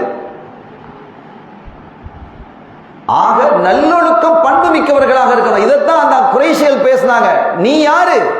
எங்க ஊர்ல வந்து சம்பாதிச்சுட்டு எங்களுடைய கொள்கைக்கு மாற்றமாக நீ இருப்பாயா? உங்க கொள்கை என்ன? அடுத்தவங்களை சுரண்டுறது, குடிக்கிறது, கும்மாளம் போடுறது, பெண் குழந்தைகள் பிறந்தால் வெட்டுறது, கொல்லுறது, உயிரோட புதைக்கிறது. இதற்கு துணை நிற்கணுமா? நிற்க முடியாது, நிற்க முடியாது. ஸல்லல்லாஹு அப்படி நின்றாங்களா? தன் மொழியை சார்ந்தவர்கள் இருந்தார்களா? சுஹைபை ஆதரிக்கவில்லையா? பிலாலை ஆதரிக்கவில்லையா? ரலியல்லாஹு தஆலா அன்ஹுமா. பிலால் யார்? அரபியா? இல்லையே. அப்ப சுஹைப் ரூமி ரலியல்லாஹு தஆலா அன்ஹு நல்ல பெரிய சம்பாத்தியமாயிட்டாங்க, பெரிய கோடீஸ்வரர், நிறைய காசு வச்சிருந்தாங்க. அப்ப அவங்க வந்து சொன்னாங்க, நான் ஒன்று சொல்றேன், நீங்க கேட்டு நீங்க அது ஒரு ஒப்பந்தம் நம்ம பண்ணலாமா? மேலே இருந்து கேட்கறாங்க, ஒரு ஒப்பந்தம் பண்ணலாமா? என்ன ஒப்பந்தம்? கீழே உலக நின்று கேட்கறாங்க. என்ன போக விட்டுருங்க, மதீனாவுக்கு நான் போக போறேன், போக விட்டுருங்க. நான் ஒன்றும் கையில் கொண்டு போகல, என் கையில் ஒன்றும் கிடையாது. நான் சம்பாதித்ததெல்லாம் ஒரு இடத்தில் நான் புதைத்து வைத்திருக்கிறேன். தீனார், திர்ஹம், தங்க நாணயங்கள், வெள்ளி நாணயங்களை எல்லாம் நான் புதைத்து வைத்திருக்கிறேன். அதையெல்லாம் நான் உங்களுக்கு தந்துடுறேன், நீங்க எடுத்துட்டு போங்க. உங்கள்கிட்ட சம்பாதிச்சதுன்னு சொல்றீங்க இல்லையா, நீங்க எடுத்துக்கங்க, என்ன விட்டுருங்கிறான். நான் ரசூலுல்லாஹ்ட்ட போறேன். அந்த டீலுக்கு அவங்க ஒப்புக்கொண்டாங்க. யாரு? குறைஷிகள் ஒப்புக்கொண்டுட்டாச்சு. எங்க இருக்குது சொல்லு, எங்க இருக்குது சொல்லு. அவங்க ஒரு இடத்த சொல்றாங்க, இன்ன இடத்துல நான் புதைச்சு வச்சிருக்கிறேன் அப்படின்னு சொன்னாங்க. இவங்களும் வழி விட்டுட்டாங்க. சுஹைப் ரூமி ரலியல்லாஹு அன்ஹு போயிட்டாங்க. கொஞ்சம் யோசிங்க, இப்போ நாம ஒரு இடத்துல சிக்கிக்கிட்டோம். சரிப்பா உன்னை விட்டுறோம், உன்னை பணம்லாம் எங்க இருக்கு நீ சொல்லு அப்படின்னு சொல்லிட்டா அவங்க நம்ம கரெக்டாக அந்த இடத்த சொல்லுவோமா? என்ன நம்ம புதைச்ச இடத்த, நம்ம வச்ச இடத்த நம்ம சொல்லுவோமா? சொல்ல மாட்டோம், ஏதோ ஒரு தப்பான இடத்த சொல்லுவோம். சரி, நம்ம சரியா சொன்னாலும் பிழையா சொன்னாலும் கீழே இருக்கிறவங்க, இன்றைய காலத்தில் உள்ளவங்க விட்டுருவாங்களா? அப்படியா? நாங்கள் அங்கே போய் தோண்டி பார்ப்போம், ஒரு 2 பேர் போவோம், மீதி 30 பேருங்க தான் இருப்போம். நாங்கள் அங்கே போய் தோண்டி பார்த்து இருந்தால் தான் நாங்கள் என்ன செய்வோம்? ஒன்றை விடுவோம், இல்லைன்னா ஒன்று வெட்டிடுவோம். இதானே நடக்கும், இதானே இயல்பு, இந்த டீல் தானே சரி. ஆனால் குறைஷிகள் அவ்வளவு எதிரானவர்களாக இருந்தாலும் அவங்க என்ன செஞ்சிட்டாங்க? சுஹைப் ரூமி ரலியல்லாஹு அன்ஹு சொல்றாங்க, இந்த இடத்துல நான் என்னுடைய பணத்தை, செல்வத்தை எல்லாம் நான் புதைத்து வைத்திருக்கிறேன் என்று சொன்ன போது வழிவிட்டுட்டாங்க. எப்படி வழிவிட்டாங்க? இவங்க போயிட்டாங்க. அவங்க போய் தோன்றாங்க. தோண்டும் போது ஒருத்தர் சொல்றாரு, அவர் சொன்னாருங்கிறதுக்காக வேண்டி நீங்க இந்த இடத்துல வந்து தோண்டி பார்த்துட்டு இருக்கிறீங்களே, அது இருக்குமா அப்படிங்கும்போது அப்ப அங்க உள்ளவங்க சொன்னாங்க, மா கதப அஸ்ஹாபு முஹம்மதின். என்ன வார்த்தை! யாரு சொல்றா? முஷ்ரிக்குகள் சொல்றாங்க, மூமின்கள் அல்ல, இஸ்லாத்தை எதிர்க்கிறவர்கள் சொல்கிறார்கள். என்ன சொன்னாங்க தெரியுமா? முஹம்மது ஸல்லல்லாஹு அலைஹி வஸல்லம் உடைய தோழர்கள் பொய் சொல்ல மாட்டார்கள். யோசிங்க, எப்படி நம்பி இருக்கிறாங்க பாருங்க. சொன்ன உடனே விட்டுட்டு வந்துட்டாங்களே. தோண்டுனா அங்க சுப்ஹானல்லாஹ் தங்கமும் வெள்ளியுமா இருக்கு. அங்க சொல்லல, பொய்யை சொல்ல மாட்டாங்க. அவங்க பொய் சொல்றதே இல்லை. இவங்களே பொய் சொல்ல மாட்டாங்கன்னு சொன்னா ஸல்லல்லாஹு அலைஹி வஸல்லம் மக்காம் அவளை பத்தி எப்படி இருக்கும்? இன்னொரு வேடிக்கை என்ன தெரியுமா? இந்த அபூ ஜஹல், இன்னொருத்தர், எனக்கு அவர் பேர் ஞாபகத்துக்கு வரல, ரெண்டுமே எதிரிகள் தான். ஒரு நாள் ரெண்டு பேரும் சந்திச்சு ஒரு இரவு ரெண்டு பேரும் பேசுறாங்க. இந்தப்பா, இந்த முஹம்மது ஸல்லல்லாஹு அலைஹி வஸல்லம் தன்னை நபின்னு சொல்றாங்க. தனக்கு வேதம் வந்ததாக சில விஷயங்களை வார்த்தைகளை ஓதி காட்டுறாங்க. அது கவிதையாகவும் இல்லை, உரைநடையாகவும் இல்லை, அது ஒரு தனி இதாக இருக்கு. சரி, நம்ம அதுக்கு எதிர்த்து நம்ம நிறைய பேசுகிறோம், கொள்கிறோம், எதிர்க்கிறோம், அதெல்லாம் ஒரு பக்கம் இருக்கட்டும். இப்போ முஹம்மது ஸல்லல்லாஹு அலைஹி வஸல்லம் சொல்றது உண்மையா பொய்யா? அபூ ஜஹல் யார்? நம்பர் 1 எதிரி. அவனும் அந்த ரெண்டு நபரும் பேசிக்கிறாங்க. இப்போ இது எப்படிப்பட்டவங்க? முஹம்மது எப்படிப்பட்டவங்க? அபூ ஜஹல் சொன்ன வார்த்தை என்ன தெரியுமா? மா கதப முஹம்மதுன் கத். முஹம்மது ஸல்லல்லாஹு அலைஹி வஸல்லம் ஒருபோதும் பொய் சொன்னதே இல்லை. யார் சொல்றா? அபூ ஜஹல் சொல்றான். இது பெரிய விஷயம் என்னன்னா, அல்லாஹ் தஆலா அந்த இடத்துல ஒரு சஹாபியை அனுப்புறான் மறைமுகமா. இவன் பேசுறது அவங்க கேட்டாங்க, அவங்கள இவங்க பார்க்கல.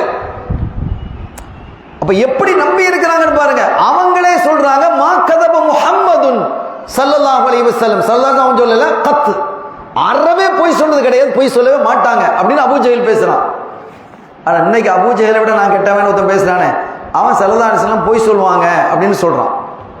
இப்போ அவனை விட இவன் கெட்டவன் தானே, அபூ ஜஹலை விட கெட்டவங்கிறத கன்ஃபார்ம் பண்றான் அவன். சரி, அவன் கெட்டவனா ஆயிட்டான், அவனால் உருவாக்கப்பட்டவர்களோடு ஒதுக்கவும் பட்டுட்டான். சஹாபிகள் வந்து பாருங்க, சுஹைப் ரூமி ஸல்லல்லாஹு அலைஹி வஸல்லம் அவர்கள் வேண்டும் என்பதற்காக தான் காலமெல்லாம் சம்பாதித்த அத்தனை சொத்தை விட்டுட்டு வந்தாங்க. மதீனா ஷரீஃபுக்கு வர்றாங்க. ஸல்லல்லாஹு அலைஹி வஸல்லம் நேர வந்து ரசூலுல்லாஹி மஜ்லிஸ், நேரா ரசூலுல்லாஹ் சந்திக்கிறாங்க மஸ்ஜித் நபவியில. ஸல்லல்லாஹு அலைஹி வஸல்லம் சொன்னாங்க, ரபிஹத் திஜாரத், உங்களுடைய டீல் நீங்க பண்ணீங்கல, இந்த குறைஷிகளோட டீல், அதுல நீங்க ஜெயிச்சிட்டீங்கன்னா, நீங்க வெற்றி பெற்றீங்க, உங்களுக்கு லாபம் கிடைச்சிருச்சு அப்படின்னா, அந்த பிசினஸ்ல பெரிய ப்ராஃபிட் பண்ணிட்டீங்க. ரபிஹத் திஜாரத்துக்கு யா சுஹைப். சுஹைப், நீங்க அந்த நடத்தின டீல்ல, அந்த வியாபாரத்துல நீங்க தான் வெற்றி பெற்றீங்க, உங்களுக்கு தான் அதிகமான பரக்கத் அப்படின்னு சொன்னாங்க. அந்த செய்தி அவங்க அல்லாஹ் அறிவிச்சிட்டான். இப்படி எதற்காகவும் எதையும் இழக்க, அல்லாஹ் ரசூலுக்காக எதையும் இழக்க துணிந்தவர்கள் தான் சஹாபிகள். எதை பத்தி கவலைப்பட மாட்டாங்க, அள்ளி விட்டுருவான். கண்மணி ஸல்லல்லாஹு அலைஹி வஸல்லம் அவர்களினுடைய பேரன்பு மிக்கவர்களாக, இறையன்பு மிக்கவர்களாக அவர்கள் திகழ்ந்ததான் தான் அல்லாஹு தஆலா ரலியல்லாஹு அன்ஹும் அப்படின்னு சொல்லிட்டு சஹாபிகள் ஈமான் கொண்ட மாதிரி ஈமான் கொள்ளுங்கிறான். இப்போ நம்ம ஈமான் அவங்க ஈமான ஒன்றா நாம பார்த்துக்கிட வேண்டியதுதான். நம்முடைய ஈமான் எப்படி இருக்கும், அவங்களுடைய ஈமான் எப்படி இருக்கும்? அவ்வளவு தியாகம் மிக்கவர்களாக அந்த பெருமக்கள் திகழ்ந்தார்கள். பெண்களும் வந்திருப்பதால பெண் சஹாபியை குறித்து நான் பேசுகிறேன். உம்மு உமாரா ரலியல்லாஹு தஆலா அன்ஹா ஒரு அற்புதமான சஹாபியத்து பெண், ஒரு அருமையான ஒரு பெண். அவங்க அந்த உம்மு உமாரா ரலியல்லாஹு தஆலா அன்ஹா உஹது களத்திலே முஸ்லிம்களுக்கு பின்னடைவு, தெளிவாக சொல்றது ஒரு தோல்விதான் ஏற்பட்டு முஸ்லிம்கள் எல்லாம் சிதறுண்டு போய் இருக்கக்கூடிய நிலையில் ஸல்லல்லாஹு அலைஹி வஸல்லம் அந்த இடத்துல நிற்கிறாங்க. அப்போ ஒரு எதிரிகள் வந்து தாக்கிறதுக்கு வர்றாங்க. இப்னு கமிஆ என்று சொல்லக்கூடிய மாபெரும் வீரன், சாதாரண வீரன் அல்ல அவன், ரொம்ப துணிச்சல்காரன், தைரியமானவன், உடல் நல்ல வலிமை மிக்கவன். எந்த அளவுக்கு வலிமை மிக்கவன் அப்படின்னு சொன்னா, நான் பல தடவை சொல்வது உண்டு,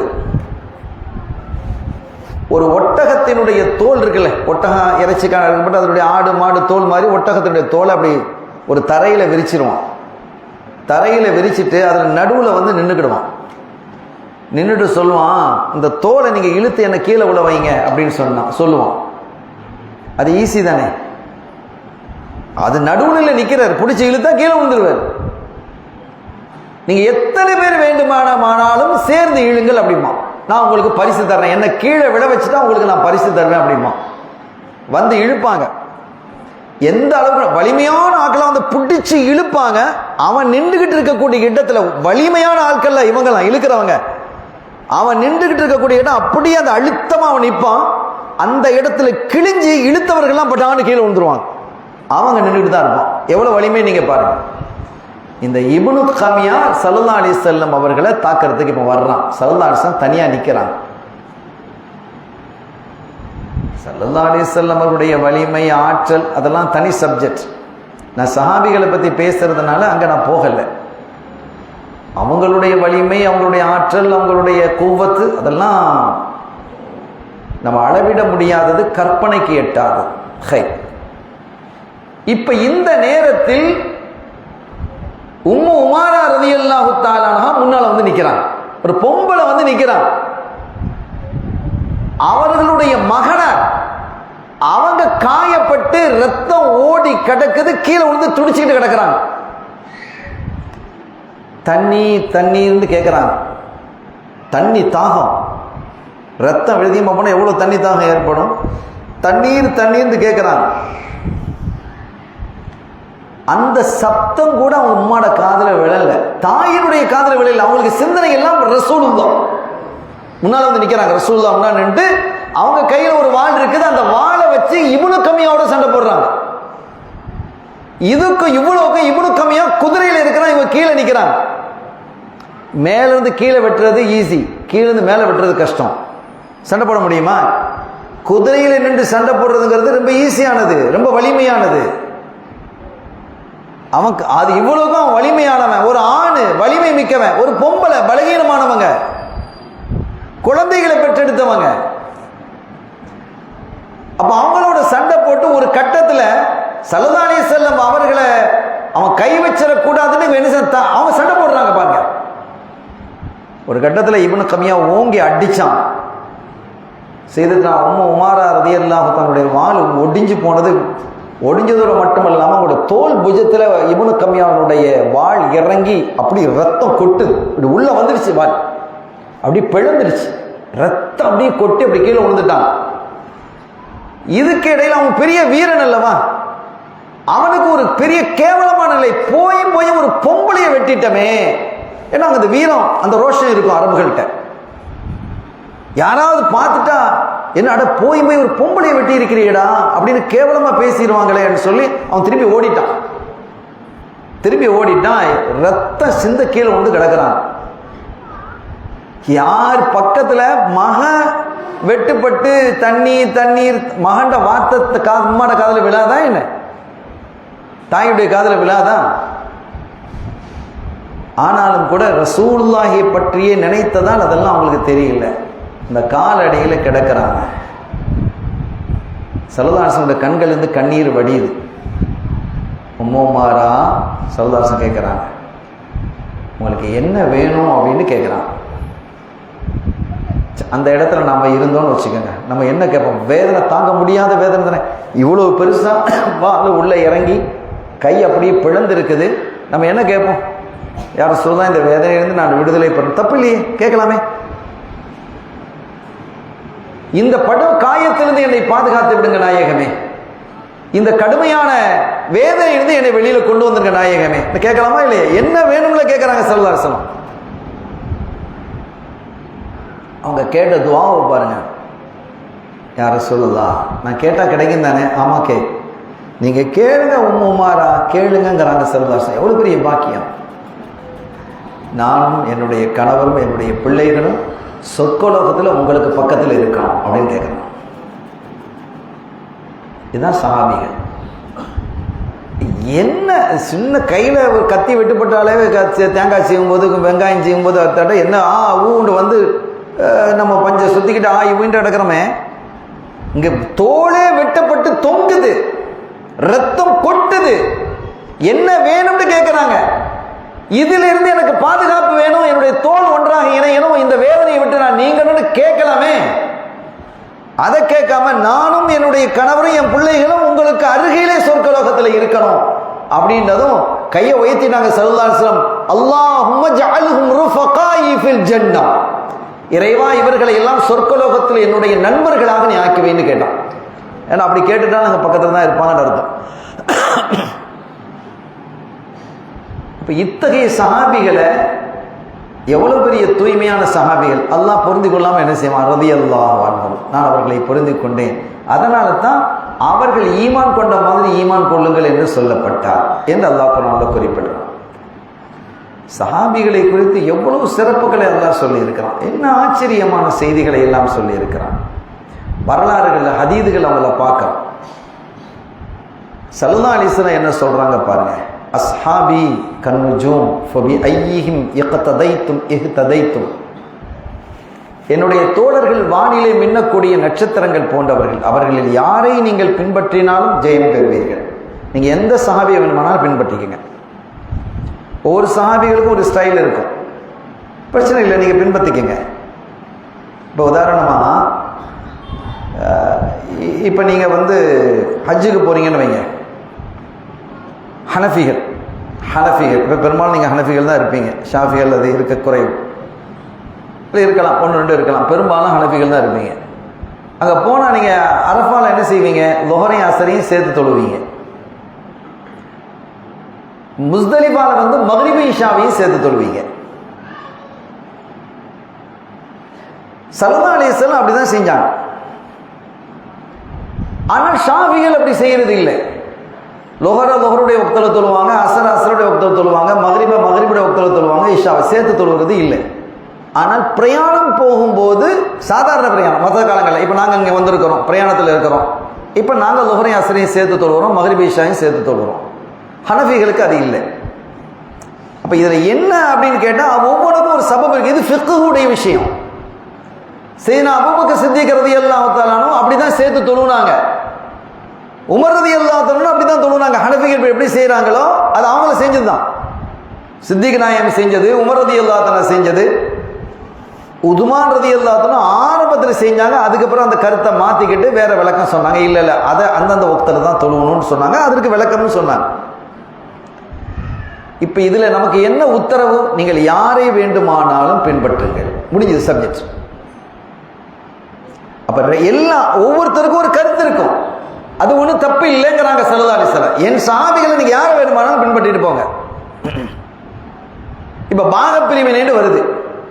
இந்த பாகப்பிரிவினையில ஒருத்தர் இறந்துட்டார்னு சொன்னா, அப்படி இறந்த போது அவருடைய சொத்துக்களை எப்படி பங்கு வைக்கணும் அப்படின்னு ஃபராயித், அப்படி தனி ஒரு மசாலா இருக்கு, அது தனி ஒரு அழகான சட்டம். அது இதுல ஹனஃபிக்கும் ஷாஃபிக்கும் இடையில வேறுபாடுகள் இருக்கான்னா ஒரே ஒரு இடத்துல மட்டும் வேறுபாடு இருக்கு, வேற எதுலையும் இல்லை. எல்லாமே ஒன்று போல தான், ரெண்டும் ஒன்று தான், ஒரு இடத்துல மட்டும் வேறுபடுது. எந்த இடத்துல? மூத்தா போனவருக்கு கிராண்ட் ஃபாதர், அதாவது ஃபாதருடைய ஃபாதர் இருக்கிறார், ஃபாதர் இல்லை. மூத்தானவருக்கு ஃபாதர் இல்லை, ஃபாதருடைய ஃபாதர் கிராண்ட் ஃபாதர் இருக்கிறார், பிரதரும் இருக்கிறான். இப்படி இந்த 2 பேரும் இருப்பார்களே ஆனால், மௌத்தா போனவருக்கு பிரதர் சகோதரரும் இருக்கிறாங்க, அதே மாதிரி கிராண்ட் ஃபாதரும் இருக்கிறார். அப்படி இருக்கக்கூடிய பட்சத்தில் மட்டும் இந்த சட்டத்தில் வித்தியாசம் இருக்கு. அப்படி இருக்கிற நேரத்தில் மற்றபடி எல்லா சட்டங்களும் அந்த ஃபராயிதில், அந்த பாகப்பிரிவினையில் ஷாஃபியும் ஹனஃபியும் ஒன்று தான். இதே மாதிரிதான் நிறைய சட்டங்கள் ஷாஃபி ஹனஃபி பெரும்பாலும் ஒத்து போகும், சில இடங்கள்ல வேறுபடும். இது ஒன்று தப்பான விஷயம் அல்ல. ஸல்லல்லாஹு அலைஹி வஸல்லம் ஒரு விஷயத்தை 2ஆக 3ஆக செய்து காட்டி இருக்கிறார், அது ஒன்றும் பிழையானது அல்ல. அதைத்தான் சஹாபிகள் சிலர் இதை எடுத்துக்கிட்டாங்க. அப்படி எடுத்துக்கிட்டதனுடைய வழியில தான் இமாம்கள் அதை பின்பற்றி கொண்டு வந்திருக்கிறாங்க. எல்லாமே ரசூல் ஸல்லல்லாஹு அலைஹி வஸல்லம் அங்கீகரித்தது தான். அதைத்தான் ஸல்லல்லாஹு சொன்னாங்க, என் சஹாபிகளில் யாரை நீங்கள் பின்பற்றினாலும். அப்படி சொல்லும் பொழுதே கருத்து வேறுபாடு இருக்கும், அது பிரச்சனை இல்லைன்னு தான் அர்த்தம். ஷாபிக்கு ஒரு சட்டம், அனவிக்கு ஒரு சட்டம் இவன் கேட்டுக்கிட்டு இருக்கிறானே, ஏன் ரசூல் அதை சொல்லணும்? என் சஹாபிகள்லாம் ஒத்த கருத்தில் தான் இருப்பார்கள் அப்படின்னு சொல்லியிருக்கலாமா இல்லையா? அஸ்ஹாபி கன்னுஜூம், என்னுடைய தோழர்கள் விண்ணிலே மின்னக்கூடிய நட்சத்திரங்களை போன்றவர்கள். ஃபபி ஐயிஹிம் இக்ததைத்தும் இஹ்ததைத்தும், அவர்களில் யாரை நீங்கள் பின்பற்றினாலும் நீங்கள் நேர்வழி பெற்றவர்கள் தான், நீங்க ரைட்டா தான் இருக்கிறீங்கன்னு அர்த்தம். முடிஞ்சது. இப்னு உமர் ரலியல்லாஹு தஆலா அவங்களுக்கும் அவங்களுடைய மகனார் இப்னு உமர் ரலியல்லாஹு தஆலா அவர்களுக்கும் 100 மஸ்அலாக்களுக்கு மேல கருத்து வேறுபாடு இருந்தது.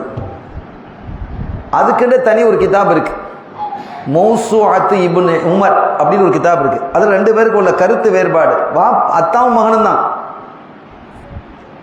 நம்ம இப்போ கருத்து வேறுபாடுன்னா ஒரு பெரிய பாவம் மாதிரி கொண்டு வந்து வச்சுட்டான். இல்லை சகோதரர்களே, அது ஒன்றும் பெரிய செய்யல. இப்போ ஒரு கணவனுக்கு மனைவிக்கு இடையில கருத்து வேறுபாடு இருக்காது, அது ஒரு பெரிய பாரதூரமா? நான் சொல்ற கருத்து வேறுபாடு நீங்க பாருங்க. கணவனுக்கு மாட்டு இறைச்சி நல்லா பிடிக்கும், மனைவிக்கு பிடிக்கல. இது ஒரு பெரிய பாரதூரமா? அவ பிடிக்கல, அவ திங்க இல்லை, அவ கோழி இறைச்சி தின்று போட்டோம், அல்லது ஆட்டு இறைச்சி தின்று போட்டோம், அல்லது மாங்கோழியை தின்னுட்டு போட்டோம். இது என்ன மேட்டர்? என்ன ஷரியாவினுடைய சட்ட திட்டங்களும் இந்த மாதிரி பிரச்சனை இல்லாததுதான். அல்லாஹ் ஒண்ணுங்கிறதுல பிரச்சனை வரக்கூடாது, அகாயிதுல பிரச்சனை இருக்காது, சட்ட திட்டங்கள்ல பிரச்சனை இருக்கலாம். ஸல்லல்லாஹு அலைஹி வஸல்லம் காலத்திலேயே அந்த பிரச்சனைகள் வந்தது. சஹாபிகளை பாருங்க, ஒரு பிரயாணத்துல போறாங்க, ஒரு சஹாபி போகும்போது அவங்க சொல்றாங்க தண்ணி கிடைக்கல, ஒது செய்யறதுக்கு ஒத்து வந்துருச்சு, தண்ணி கிடைக்கல. தண்ணி கிடைக்கலன்னா என்ன செய்யணும்? தயமம் செய்யணும். அப்ப தயமுடைய ஹுக்கும் வந்துருச்சு. தண்ணி கிடைக்காத போது தயமம் செய்யணும். தண்ணி தேடி எதிரி பார்த்தாங்க, தண்ணி கிடைக்கல, தயமம் செஞ்சு தொழுதுட்டாங்க. லுஹர்னு வைங்களேன், லுஹரை தொழுதாச்சு. தொழுதுட்டு பயணத்தை புறப்படுறாங்க, கொஞ்சம் தூரம் போனதும் தண்ணி கிடைச்சிருச்சு. இப்ப என்ன செய்யணும்? தண்ணி கிடைச்சிருச்சு. தண்ணி கிடைக்காம 2 பேரும் தயமம் செஞ்சு தொழுதுட்டாங்க. இப்ப தண்ணி கிடைச்சிருச்சு, ஒக்தும் இருக்கு, அசருடைய ஒக்து வரல. 1 மணிக்கு தொழுதாங்க, லுஹரை தொழுதாங்க, கொஞ்சம் தூரம் பயணம் போனாங்க, ஒரு 1:45 2 மணின்னு வைங்களேன், தண்ணி கிடைச்சிருச்சு. ஒக்து தானே, லுஹருடைய ஒக்துக்குள்ள தான் இருக்கிறாங்க, ஒக்தும் முடியல, அதே வக்துல இருக்கிறாங்க, தண்ணி கிடைச்சிருச்சு, என்ன செய்யறது? ஒரு சஹாபி சொன்னாங்க, ஆஹா தண்ணி கிடைச்சிருச்சு, தண்ணி இல்லாம தானே நம்ம அந்த சலுகையை பின்பற்றணும், அதனால திருப்பி தொழணும் அப்படின்ட்டு அவங்க சொல்றாங்க. ஒரு 2 ரக்காத்து பிரயாணத்தில் சுருக்கித்தானே தொழ போறாங்க, 2 ரக்காத்து அல்லது 4 ரக்காத்துலேயே வச்சுக்கோங்களேன், எவ்வளவு நேரம் ஆகிட போகுது. அதுல சஹாபிகள் சோம்பேறித்தனமா, நம்ம போல சோம்பேறித்தனமா இருக்கலாம். அவங்க மற்ற சஹாபி சொன்னாங்க, இல்ல நம்ம தொழுக கூடுமா கூடாதா? அவங்க கேட்கிறாங்க, நம்ம தண்ணி இருந்தா உது செஞ்சிருப்போம், தண்ணி இல்ல தயமம் செஞ்சோம், தயமம் செய்து தொழுதோம், தொழுகை கூடுமா கூடாதா? கூடும், முடிஞ்சு போச்சு, திருப்பி எதுக்கு நீங்க உது செஞ்சு தொழுணும்னு சொல்றீங்க? இல்ல இல்ல, அது தண்ணி கிடைக்காம தானே நம்ம தொழுதோம், இப்பதான் தண்ணி கிடைச்சிருச்சு, ஒக்கத்தும் இருக்கே அப்படின்னு அவங்க வாதிடுறாங்க. அது உங்க இஷ்டம். அவங்க உது செஞ்சு 2வது தொழுகிறாங்க. இந்த சஹாபி தொழல. 2 ஒண்ணா? ஒண்ணு இல்லையே, 2 மதுஹபுலம். அந்த சஹாபி திரும்பவும் என்ன செஞ்சாங்க? உது செஞ்சு தொழுதாங்க. 2 ஹுக்கும் வந்துருச்சா? தண்ணீர் இல்லாமல் நீங்கள் தயமம் செய்து தொழுதால், அந்த ஒத்துக்குள்ளேயே தண்ணீர் கிடைத்து விட்டால் திரும்பவும் தொழ வேண்டும், இது ஒரு ஹுக்கும். திரும்பவும் தொழ வேண்டாம், இது ஒரு ஹுக்கும். 2 ஹுக்கும் வந்துட்டு இல்ல? அப்ப 2 மதுஹப் வந்துருச்சா இல்லையா? ஸல்லல்லாஹு அலைஹி வஸல்லம் இருக்கிற காலம்தான். இப்போ ஒரு சஹாபி தொழுதாங்க, இன்னொரு சஹாபி திருப்பி தொழல, ஒரு சஹாபி திருப்பி தொழுதுட்டாங்க. இப்ப மதீனா ஷரீஃப் வந்தாச்சு. மதீனா ஷரீஃப் வந்ததற்கு பிறகு ஸல்லல்லாஹு அலைஹி வஸல்லம் அவர்கள்ட்ட போய் இந்த 2 பேரும் நடந்த நிகழ்வை சொல்றாங்க. நாயகமே, நான் அப்படி தொழுதேன், 2வது திருப்பி தொழுதுட்டேன் அப்படின்னு சொன்னதும் ஸல்லல்லாஹு அலைஹி வஸல்லம் சொல்றாங்க, லக்கல் அஜ்ரு மர்ரத்தைனி, உங்களுக்கு 2 கூலி உண்டுங்கிறான். அப்ப இதுல எது சரி? தொழுது சரிதானே? அப்ப தொழாதது பிழைன்ற அர்த்தம் எடுத்துக்கிறதா? லக்கல் அஜ்ரு மர்ரத்தைனி, உங்களுக்கு 2 கூலி உண்டு அப்படின்னு சொன்னா, இந்த அடுத்தவங்களை பத்தி இந்த ஹதீதிலிருந்து, ஹதீது முழுமையா நான் சொல்லல, பாதி தான் சொல்லியிருக்கிறேன், அடுத்த பாதியை பாருங்க எப்படி இருக்குன்னு. லக்கல் அஜ்ரு மர்ரத்தைனி, 2 தடவை தொழுதுட்டீங்க இல்லையா, அவங்களுக்கு 2 கூலி. அப்ப அவங்களுக்கு எத்தனை கூலி? 1 கூலி. அப்ப அது சரின்னு தான் அர்த்தம். அதுவும் இல்லை, என்ன சொல்றாங்க பாருங்க, அதான் ஆச்சரியம். அசப்த சுன்னத்தை, என்னுடைய வழிமுறையை பின்பற்றியது நீங்க தாங்கிறாங்க. இதுல எது சரி, எது சிறந்தது? உங்களுக்கு 2 கூலி. அசப்த சுன்னத்தை, சுன்னாவை பின்பற்றியது நீங்க தான். அப்படின்னா என்ன அர்த்தம்? நான் இந்த பிரயாணத்தில் இருந்திருந்தா 2வது தொழுதிருக்க மாட்டேன்னு அர்த்தம். அப்ப 2 சரிங்கிறாங்களா இல்லையா ஸல்லல்லாஹு அலைஹி வஸல்லம்? என்ன இது ஒரு பாரதூரமாக இவங்கெல்லாம் கொண்டு வந்து பாருங்க, அந்த ஷாஃபியில் அப்படி, ஹனபியில் இப்படி. அட நீ எப்படி இருக்க? இப்போ 48 சட்டம் சொல்றீங்க உனக்குள்ளேயே. அவன் அது சரிங்கிறான், இது சரியில்லைங்கிறான். அட இதை சொல்லி தானப்பா நீங்க எங்களை இப்படி கொண்டு வந்தீங்க அப்படின்னு கேட்கறதுக்கு அந்த மக்களுக்கு நாதி இல்லை. கீழே வந்து கை தட்டிட்டு இருக்கான், அல்லாஹ் அக்பர் அல்லாஹ் அக்பர்ன்னு இருக்கான், கோஷம் போடுறான் அல்லாஹ் அக்பர்னு சொல்லி. அருமையான பெருமக்களே, சஹாபிகளை ஒருபோதும் குறைத்து நீங்கள் மதிப்பிடக்கூடாது. இந்த சஹாபிகளை குறைச்சு மதிப்பிடுறவங்க எல்லா காலத்திலையும் இருந்திருக்கிறாங்க. புகாரியிலேயே ஒரு ஹதீஸ் உங்களுக்கு சொல்றேன் பாருங்க. சஹாபிகள்கிட்ட ஒரு குணம் இருந்தது, அவங்க எந்த ஊர்ல இருந்தாலும் ஹஜ்ஜுடைய காலத்துல மக்காவுக்கு வந்துருவான். ஹஜ்ஜுக்கு மக்காவுக்கு வந்துருவான். எதுக்கு? ஹஜ்ஜு செய்யணுங்கிறதா? ஹஜ்ஜு செய்யணுங்கிறதா? ஹஜ்ஜுடைய காலத்துக்கு மக்காவுக்கு வந்து ஹஜ்ஜு தான் செய்ய போறாங்க. ஆனா அவங்க நோக்கம் ஹஜ் அல்ல. ஹஜ் அவங்க ஏற்கனவே செஞ்சிருப்பாங்க, ஒரு ஹஜ்ஜோ 2 ஹஜ்ஜோ செஞ்சிருப்பாங்க. ஏன் ஒவ்வொரு வருஷமும் அந்த சஹாபிகள் ஹஜ்ஜுக்கு வர்றாங்க அப்படின்னா, ஸல்லல்லாஹு அலைஹி வஸல்லம் சொன்னாங்க, பல்லிகு அன்னி வலோ ஆயா, என்னை பற்றிய ஒரு சின்ன செய்தியாக இருந்தாலும் அந்த மக்களுக்கு நீங்க எத்தி வச்சிருங்க. நான் எப்படி எத்தி வைக்கிறது? ஹஜ்ஜுக்குன்னு மக்கள் வருவாங்களா இல்லையா? அப்போ அந்த இடத்துல மக்கள்கிட்ட போய் என்ன செய்வாங்க? ஸல்லல்லாஹு அலைஹி வஸல்லம் சொன்னதை பிரச்சாரம் பண்ணுவோம். அந்த எத்தி வைக்கிறது அப்படிங்கிறது தான் அவங்க மெயின். அவங்களுக்கு அந்த நோக்கத்துக்காகத்தான் என்ன செய்தார்கள்? சஹாபிகள்லாம் வந்தாங்க. இப்போ மிஸ்ரில் இருந்து, எகிப்தில் இருந்து ஒருத்தர் வர்றார், அங்க வர்றார். புகாரில வரக்கூடிய ஹதீஸ்.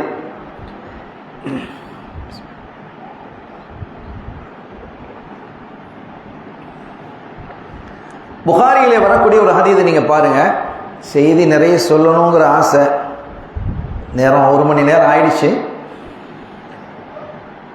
அப்ப வந்தவர் ஒரு இடத்துல, ஏன்னா சஹாபிகள் வந்து அந்த சஹாபிகளை சுத்தி சுத்தி சுத்தி மக்கள்லாம் உட்கார்ந்துருப்பாங்க. ஏன்னா இல்ம படிக்கிறதுக்காக வேண்டி ஸல்லல்லாஹு அலைஹி வஸல்லம் அவங்கள நமக்கு யார் மூலமா வந்து? சஹாபிகள் மூலமா தானே அந்த இல்மு வந்து சேர்ந்திருக்கு. ஒரு இடத்துல ஒரு கூட்டம் உட்கார்ந்து இருக்குது, ஒரு பெரிய ஆள் உட்கார்ந்து இருக்கிறான், ஒரு பெரிய வயசான ஆள் உட்கார்ந்து இருக்கிறான். அப்ப இந்த எகிப்துக்காரரு கேட்கிறாரு, மனில் கௌம், அந்த கூட்டம் எல்லாம் யாரு? அங்க ஒரு பெரிய கூட்டம் உட்கார்ந்து இருக்கிறாங்களா, அவங்க எல்லாம் யாரு அப்படின்னு கேட்கிறான். மக்கள்கிட்ட விசாரிக்கிறார், அது யார் அந்த கூட்டம்? பெருசா கூட்டமா உட்கார்ந்து இருக்கிறாங்களே வட்டமா, குறைஷ், அவங்க எல்லாம் குறைஷிகள். அப்போ ஒரு ஷேக், இங்க பெரியவங்க இருக்கிறாங்களே, அவங்க யாரு?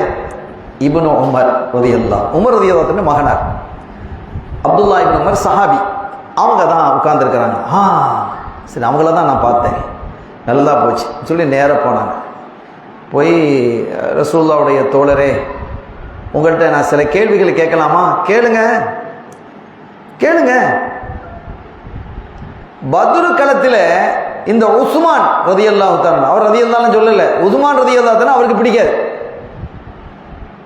ஏதோ ஒரு காரணத்தினால உஸ்மான் ரலியல்லாஹு தஆலா அந்த மனிதருக்கு பிடிக்கல. இந்த காலத்தில் சில பேருக்கு முஆவியா ரலியல்லாஹு தஆலா பிடிக்கலங்கிறான், அம்ர் இப்னு ஆஸ பிடிக்கலங்கிறான், அபூபக்கர் அவர் சொன்னாலும் ஏற்றுக்கிட மாட்டேங்கிறான், யார் சொன்னா அல்லாஹ் சொன்னாலும் இவன் ஏற்றுக்கிட மாட்டான். அப்ப இந்த மாதிரி நிலைமையில அந்த காலத்தில் உள்ளவனுக்கு அந்த உஸ்மான் ரலியல்லாஹு தஆலா பிடிக்கல.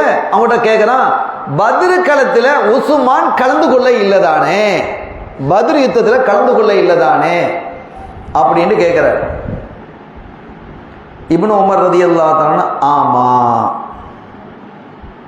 ஆமா நாம் கலந்து கொள்ள இல்லை, ஆமான்னு பதில் சொல்லிட்டாங்க. இவருக்கு பெரிய சந்தோஷம். ஏன்னா இவருக்கு என்ன ஆன்சர் கிடைக்கணும்னு வந்தாரோ அந்த ஆன்சர் கிடைச்சிச்சு. இந்த சில பேர் இந்த கேள்விக்கான ஆன்சரை அவனே வச்சிருப்பான், வச்சுக்கிட்டு வந்து கேள்வி கேட்பான். தனக்கு சாதகமான பதில் கிடைக்கணும்னு எதிர்பார்ப்பான். இது எவ்வளவு நிஃபாக்குத்தனமானது. இதுக்கு ஒரு உதாரணம் சொல்றேன் பாருங்க. வேலூர்ல பாக்கியாத்து சாலியாத் ரொம்ப காலத்துக்கு முன்னால ஒருத்தர் வந்து கேள்வி கேட்டுக்கிறார், உலுஹியா பிராணியில் சிறந்தது ஆடா மாடா, ஆடு கொடுக்கறது சிறந்ததா மாடு கொடுக்கறது சிறந்ததா அப்படின்னு கேட்டிருக்கு.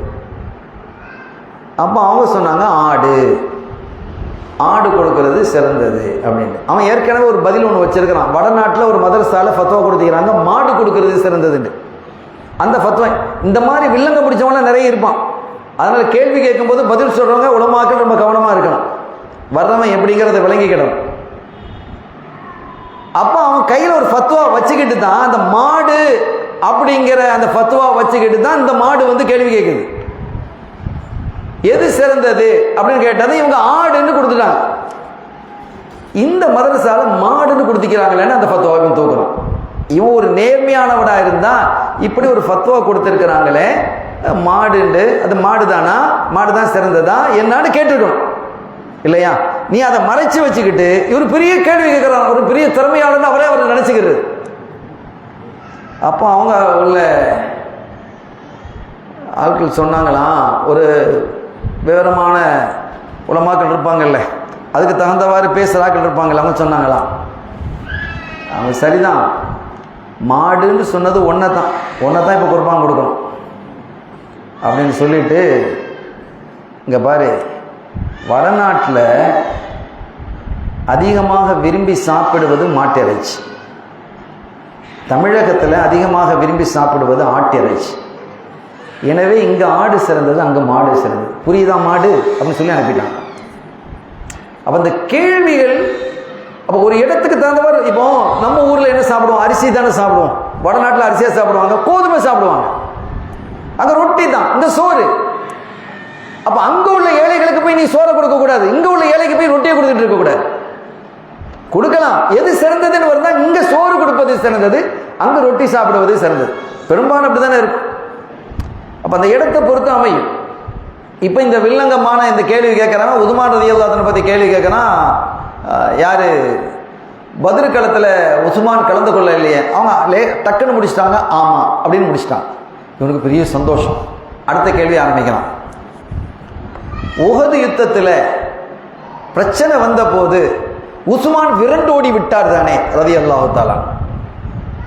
அவனுக்கு அதெல்லாம் அந்த குறையா பேசணும், ஆமா அப்படின்ட்டான். இவனுக்கு ரொம்ப பெரிய சந்தோஷம். மூன்றாவதாக ஹுதைபியா உடன்படிக்கையின் போது சஹாபிகள்லாம் உடன்படிக்கை செய்த போது உஸ்மான் உடன்படிக்கை செய்யல தானே அப்படின்னு கேட்கிறான். எல்லாம் உஸ்மான் ரலியல்லாஹு பத்தியே சொல்றான். ஆமாண்டான். இந்த மூணு தான் அவன்கிட்ட கேள்வி முடிஞ்சது. அவனுக்கு சந்தோஷம்னா சந்தோஷம். ஏன்னா ஒரு சஹாபியினுடைய வாயிலிருந்தே நமக்கு தோதுவான பதிலை பெற்றுட்டோம். அல்லாஹு அக்பர் அப்படின்னு சொன்னான். இப்ப நீங்க பாருங்க, கவனிச்சு பாருங்க, இன்னைக்கு இவன் ஏதாவது சொன்ன அல்லாஹு அக்பர் சொல்றான் இல்லையா, இந்த ரெண்டும் ஒண்ணு போல இருக்கு பாருங்க. இவன் அதான சொல்றான், அல்லாஹு அக்பர் அல்லாஹு அக்பர்ங்கிறான். அட எதுக்கு அல்லாஹ் அக்பர் சொல்ற நீ? உடனே அவன் அல்லாஹு அக்பர்னா அதே தான் இவன் சொல்லிட்டு இருக்கான். இப்னு உமர் ரலியல்லாஹு அன்ஹு சொன்னாங்க, நீ அல்லாஹ் அக்பர் சொல்றதுலாம் இருக்கட்டும், நீ கேட்டதுக்கு நான் பதில் சொல்லிட்டேன், அதுக்கு விளக்கத்தையும் சொல்றேன், கேட்டுட்டு போ, அதையும் சேர்த்து கேட்டுக்க. பத்ர் களத்தின் போது ரசூலுல்லாஹ்வுடைய மகளார் ருக்கையா ரலியல்லாஹு தஆலா அன்ஹா அவர்கள் சீரியஸா இருந்தாங்க. நோய்வாய்ப்பட்டு மரணப்படுக்கையில் இருந்தாங்க. அவங்கள கல்யாணம் கட்டி இருக்கிறது யாரு? உஸ்மான் ரலியல்லாஹு தஆலா. ஸல்லல்லாஹு அலைஹி வஸல்லம் சொன்னாங்க உஸ்மானை பார்த்து, உஸ்மான் நீங்க வராதீங்க, உங்க மனைவி பக்கத்திலேயே இருங்க, அவங்களுக்கு துணையாக இருங்க, நீங்க வரக்கூடாது, அங்கதான் இருக்கணும், அவங்கள கவனிச்சுக்கங்க என்று ரசூல் சொன்னாங்க. இப்ப அங்க வருவாங்களா, பத்ர் களத்துல கலந்துக்கிடுவாங்களா, அங்க உட்கார்ந்து இருப்பாங்களா? ரசூல் என்ன சொல்றாங்க? நீ அங்க இருக்கணுங்கிறாங்க, உன் மனைவி பக்கத்துல நீங்க இருக்கணுங்கிறாங்க. அதனால அவங்க கலந்து கொள்ள முடியல, கலந்து கொள்ள வர முடியாது, ஸல்லல்லாஹு வரக்கூடாது, உங்க மனைவி பக்கத்துல நீங்க இருக்கணும்ட்டான். உஹது யுத்தத்தில் பெரிய பிரச்சனைகள் ஏற்பட்டது, ஒரு சங்கடமான ஏற்பட்டது. உஸ்மான் ரலியல்லாஹு அன்ஹு மட்டும் இல்ல, பல சஹாபிகள் விரண்டு ஓடிட்டாங்க. அப்படி விரண்டு ஓடியதை அல்லாஹ் சொல்கிறான், நான் அவர்களை மன்னித்து விட்டேன் என்கிறான். அல்லாஹ் மன்னிச்சவங்களை நீங்க மன்னிக்க மாட்டீங்களோ? அல்லாஹ்வே மன்னிச்சுட்டான், நீங்க மன்னிக்க மாட்டீங்களோ? மூன்றாவது, ஹுதைபியா உடன்படிக்கை ஒப்பந்த சண்டை வந்துடக்கூடாது, முஸ்லிம்களுக்கும் குறைஷிகளுக்கும் சண்டை வந்துடக்கூடாது அப்படின்ட்டு ஒப்பந்தம் நடப்பதற்கான பேச்சுவார்த்தை நடத்துவதற்கான முயற்சியில ரசூலுல்லாஹ் ஈடுபடுறாங்க. மக்களை போய் என்ன செய்யணும்? பேசணும். அதற்கு தகுதியான ஒரு ஆள் அனுப்பணும். நம்பர் 1, சரியான ஆள் அனுப்பணுமா இல்லையா? அதுக்கு தகுதியான ஆள் யாரை தேர்ந்தெடுத்தாங்க? ரசூலுல்லாஹ் உஸ்மான் ரலியல்லாஹு அன்ஹு தேர்ந்தெடுத்தாங்க. உஸ்மான் ரலியல்லாஹு அன்ஹு அவர்களை தேர்ந்தெடுத்து அங்க அனுப்புனாங்க. உஸ்மான் ரலியல்லாஹு தஆலா அன்ஹு அவர்களை விட இந்த ஒப்பந்தத்திற்கு மிக சரியான ஆள் இன்னொருவர் இருப்பாரே, ஆனால் அவங்கள தான் அனுப்பியிருப்பாங்க. அவங்க போயிட்டாங்க. அந்த நேரத்தில் தான் இந்த ஒப்பந்தம் நடக்குது. ரசூலுல்லாஹ் உஸ்மான் ரலியல்லாஹு அன்ஹு உடன்படிக்கைக்கு மக்காவுக்கு அனுப்பியிருக்கிறாங்க. இங்கே என்ன நடக்குது? அந்த பையத்து நடக்குது, பையத்து ரிதுவான். அந்த பையத்து நடக்குது. இப்போ ரசூல் ஸல்லல்லாஹு அலைஹி வஸல்லம் என்ன செய்றாங்க? கையை வச்சிருக்கிறாங்க. அந்த பையத்து சஹாபிகள்லாம் ரசூலுல்லாஹி ஸல்லல்லாஹு அலைஹி வஸல்லம் உடைய கைக்கு கீழே தன்னுடைய கையை வைக்கிறாங்க. வச்சு 1400 சஹாபிகளும் பையத்து செய்கிறாங்க. இப்போ இதை பற்றி விவரிக்கிறேன்னா அதுலேயே உஸ்மான் ரலியல்லாஹு தஆலா அவர்களுக்காக தான் அந்த பையத்தை நடந்துங்கிற வேற விஷயம். நான் அவ்வளோ விரிவாக நான் போகலை, நான் நிறைவுக்கு வரணும். அப்போ அந்த பையத்து நடக்குது. எல்லா சஹாபிகளும் என்ன செய்யறாங்க? தங்களுடைய வலது கரத்தை ரசூலுல்லாஹ்வுடைய வலது கரத்துக்கு கீழே வச்சு எடுக்கிறாங்க, பையத்து செய்யறாங்க. எல்லா 1400 சஹாபிகளும் முடிஞ்சதும் ஸல்லல்லாஹு என்ன செஞ்சாங்க தெரியுமா? தன்னுடைய இடது கையை வைத்து இது உஸ்மானுக்காக அப்படின்னு வச்சாங்க. தன்னுடைய கையையே உஸ்மானுடைய கைன்னு சொன்னாங்க. இப்போ விளங்கிட்டியா அப்படின்னு சொல்லிட்டாங்க. உஸ்மான் அந்த இப்னு உமர் ரலியல்லாஹு சொல்ற வார்த்தையை பாருங்க. இப்போ நீ கேட்ட கேள்விக்கு நான் பதில் சொன்ன பாரு, இந்த விளக்கத்தையும் சொன்ன பாரு, இதையும் சேர்த்து உன் ஊருக்கு எடுத்துட்டு போய் தக்பீர சொல்லு. அல்லாஹ் அக்பர் அங்க போய் சொல்லு, இதையும் சேர்த்து சொல்லு. அப்ப இந்த மாதிரி ஆட்களுடைய வாரிசுகள் தான் இன்னைக்கு உட்கார்ந்து தக்பீர் சொல்லிட்டு இருக்கான் என்பதை நாம் புரிந்து கொள்கிறோம். சஹாபிகள்ங்கிறது அவ்வளவு உச்சத்தில் உள்ளவங்க. அவர்களுக்கு நிகராக இன்னொருவரை குறிப்பிட முடியாது என்கிறார்கள் நம்முடைய ஹவுஸ்பா குதுபுல் அக்தாப் ஆலம் சையனா ஷேக் முஹையுத்தீன் அப்துல் காதிர் ஜீலானி கத்தஸல்லாஹு அல் அஸீஸ். சஹாபிகள்ல கடைசி நிலையில் இருப்பாங்களே, அவங்களுக்கு நிகராகவும் யாரும் கிடையாதுங்கிறாங்க. அவங்க சொல்றாங்க. அப்படிப்பட்ட சஹாபிகளை பார்த்து நீங்க எப்படி குறை சொல்ல முடியும்? அல்லாஹ் பொருந்தி கொண்டவர்கள் இல்லையா? வரலாறுகள் சுப்ஹானல்லாஹ், அவங்களுடைய தியாகங்கள் எல்லாம் அப்படி குவிந்து கிடக்கிறது. நான் ஒரு செய்தியோடு நிறைவுபடுத்துறேன். உம்மு உமாரா ரலியல்லாஹு அன்ஹா பத்தி சொன்னோம் இல்லையா? அவர்களுடைய மகனார் ஹபீப் இப்னு ஸைத் ரலியல்லாஹு தஆலா அன்ஹுமா, அவங்கள ஸல்லல்லாஹு அலைஹி வஸல்லம் தங்களுடைய வாழ்வின் கடைசி பகுதியில் முசைலிமா அப்படின்னு ஒருத்தர் இருந்தான். யமாமால ரொம்ப கெட்டிக்காரன், பெரிய வசதி வாய்ப்பு, நிறைய கற்பனை கதைகள்லாம் நிறைய படிச்சிருக்கிறான். கண்ட கதைகள்லாம் கேட்கறது. அவன் இஸ்லாத்துக்கு வந்துட்டான். அவனோட 10,000 பேர் இஸ்லாத்துக்கு வந்தான். அந்த காலத்தில் 10,000 பேருங்கிறது பெரிய விஷயம் தானே. வந்துட்டு அவன் அங்கே போய் ஒரு கடிதம் எழுதுறான், ரசூலுல்லாஹ்வுக்கு கடிதம் எழுதுறான். இந்த முசைலிமா என்ன கடிதம் எழுதுறான் அப்படின்னா, நீங்களும் நபி நானும் நபி, நீங்களும் நபி நானும் நபி, கிராமங்களுக்கெல்லாம் நீங்கள் நபியா இருந்துக்கங்க, சிட்டிக்கெல்லாம் நான் நபியா இருக்கிறேன். பங்கு போடுறான் பாருங்க, துபூத்தை பங்கு போடுறான். கிராமங்களுக்கெல்லாம் ரசூலுல்லாஹ், சிட்டிகளுக்கெல்லாம் இவன் பெரிய பெரிய பில்டிங்லாம் எடுத்துக்கிட்டு வர போல, குடிசைகள்லாம் அங்கே ரசூலுல்லாஹ்க்கு போல. கிராமங்களை பகுதியை நீங்க எடுத்துக்கங்க, சிட்டி பகுதியை நான் எடுத்துக்கிறேன், நகரங்களை நான் எடுத்துக்கொள்கிறேன், கிராமங்களை நீங்க எடுத்துக்கங்க. உங்களை நான் நபின்னு ஏற்றுக்கொண்ட மாதிரி என்ன நீங்க நபின்னு ஏத்துக்கணும் அப்படிங்கிறான்.